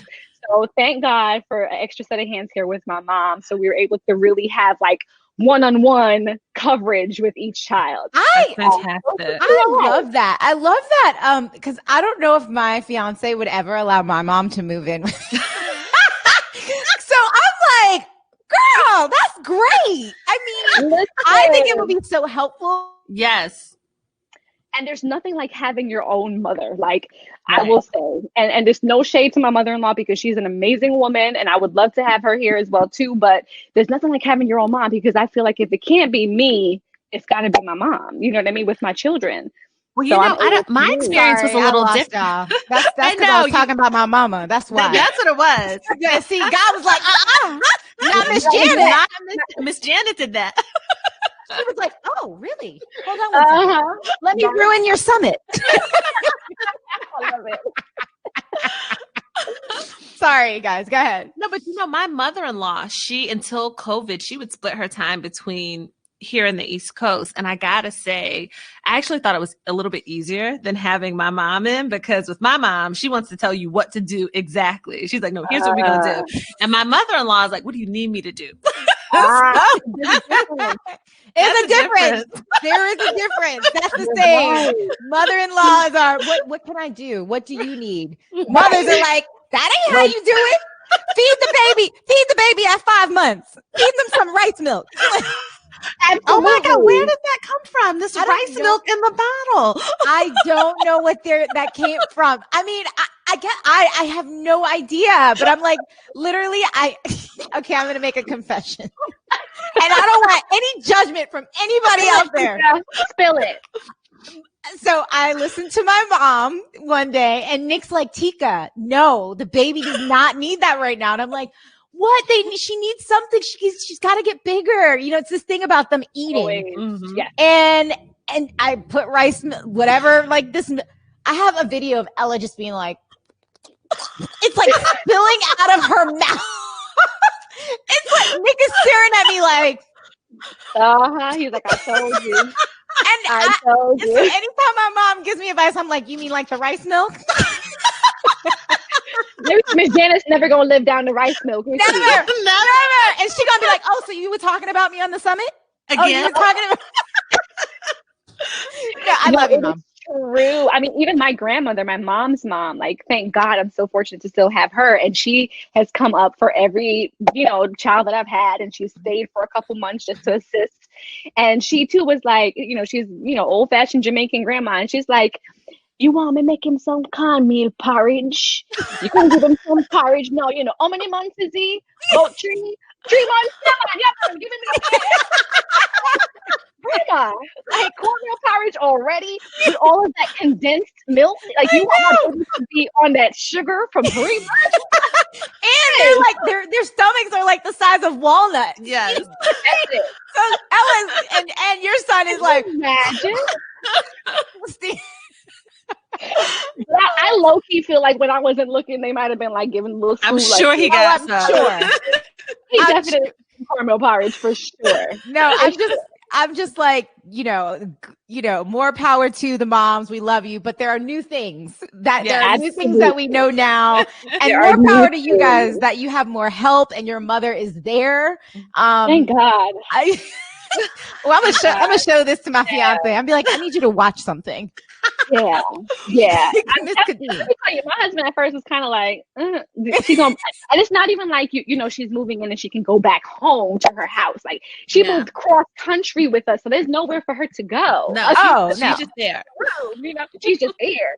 So, but I think he also too has realized like we need some help. We need the assistance. So he was just like, I'm gonna just learn to live with my mother-in-law for the time being, however long it's gonna be, while the kids are young and she can move around and help me. And then after that, we'll see how it goes. You know what I mean? But in the meantime, he's not turning away any help. So. Well, I think as like they were saying earlier on some of the earlier panels, it really does take a village, and it's a very sort of westernized concept that we're supposed to be able to do this alone. Right? Like Absolutely. Our ancestors didn't do it by themselves, and it literally takes community. So when we move away to pursue careers and you want to keep your family going, like how do you expect to do it? Like I think women who are forced to think you should be able to do all of this with no assistance, we're setting ourselves up for failure. Absolutely. Which leads me to another question. So you've had 3 kids, right? Like we often talk about like thinking about a number 2. So what advice would you give to moms who have had a child and are thinking about a second, have had a child and feel like they haven't gotten back to themselves? Like, what is that like? How did you integrate back into yourself? How did you transition and prepare to expand your family? What did that look like for you? It's funny because before you even have children and you're debating on having that first one, it's kind of like, when's the right time? When's the right time? And then I've kind of deduced it to there's never really a right time per se. You kind of just put the wheels in motion when it happens. I mean, naturally, there's certain things that you may want to have in motion, like you may want to have a home, or you may want to have, enough money in the bank, whatever that means to you. It's relative to different people. So that initial wanting to have a child is kind of like, some people just kind of spontaneously happens and they're like, all right, we're going to roll with it. The getting back though, after Jackson, for me, I felt like was a process. I remember my OBGYN telling me, it really takes a full year for the woman's body to just like get back to normal after growing a whole baby for 9 months, then delivering the baby, and then the postpartum part of it. That threw me for a loop because that 4th trimester, I was not prepared for that portion of it. So that took some time for me. And needless to say, I might have been traumatized from my experience. Right. I was traumatized. So Jackson was 5 before I was like, you know what, we can introduce another baby into that. Oh, and wow. 5. Yeah, I love that. It was just kind of like, I'm going to do it when I'm ready. When I'm ready. I had Jackson was a honeymoon baby, so it was kind of like, are we ready or are we not? It's like trying to get in that double Dutch rope. Yes. You go in, and you're like, all right, do I do it? And then you jump and you start jumping. I'm like, oh shoot, I'm pregnant. You hear stories about people like trying for several months, even years to get pregnant. And I was kind of like, let's just see how it goes on our honeymoon. And bam, came back from Jamaica as 3.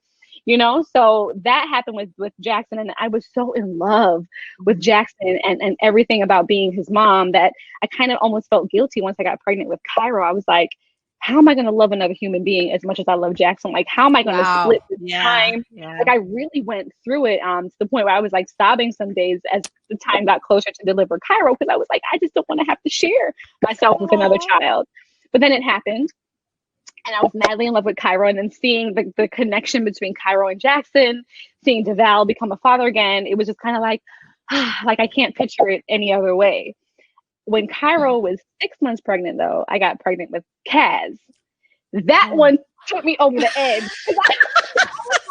Girl, you, I was of course school nurse in Cairo. I was like, Devon was just like, ooh, I thought you wasn't supposed to get pregnant when you was nursing babies. Like, I said, you need to tell me that you was out here playing Russian roulette. Like, right. Pull out game was weak as hell. And then here comes Kaz. Then he's like, ooh, what happened? that was on you. I thought you couldn't get pregnant when you was breastfeeding. I thought that. Yeah, no, that's not how the insides work. Meanwhile, I had gotten my monthly cycle back, so I was like, "Why were you playing with me, bro?" You know? Oh my! I will say the back-to-back children is what really took me out. Like I had a hard time getting back to Kadeen, you know, and I think once you become a mother, it's hard to get back to like the person that you were before children because you're never the same after that. However, it did take a long time for me to kind of get my mojo back. But I learned to give myself grace over time. You know, Kaz is 2.5 now. I would want to say it's safe to say I finally feel like myself again, which is great. You know, so it's a process. You have to give yourself grace. You have to understand that you are not the same person that you were pre-children. And as you add another one to the mix, it's that much more different. That much more time. It's just different. Yeah. Kadeen, we can talk to you. That's why you have to come back on the sugar because we can talk to you all day. I know. We can talk to you, but our time is up, unfortunately. Let me look at my. Oh my goodness! Yes, girl. You gotta come back. But I just want to. I gotta thank you, and I gotta thank everyone for coming out for our first Milk and Sugar Summit. I mean, super successful. So grateful that we have this tribe. Yes. So empowered by what you're doing on your own. You as well. And uplifting all of us. Ty, I'm so glad you are my partner in this tribe, Milk and Sugar. My sugars out there, my Sugaberries. Thank you so much for taking time. Make sure you visit milkandsugar.com. We also have at sugaberry.com an entire exhibit of beautiful Black moms and their vignettes of I love it. Of breastfeeding. So thank you, mamas. Thank you all so much for having me. Oh my God, Kadeen, you must come back. Yes, please. We love you. Yes, Tiffany, make it happen. Kadeen, thank you.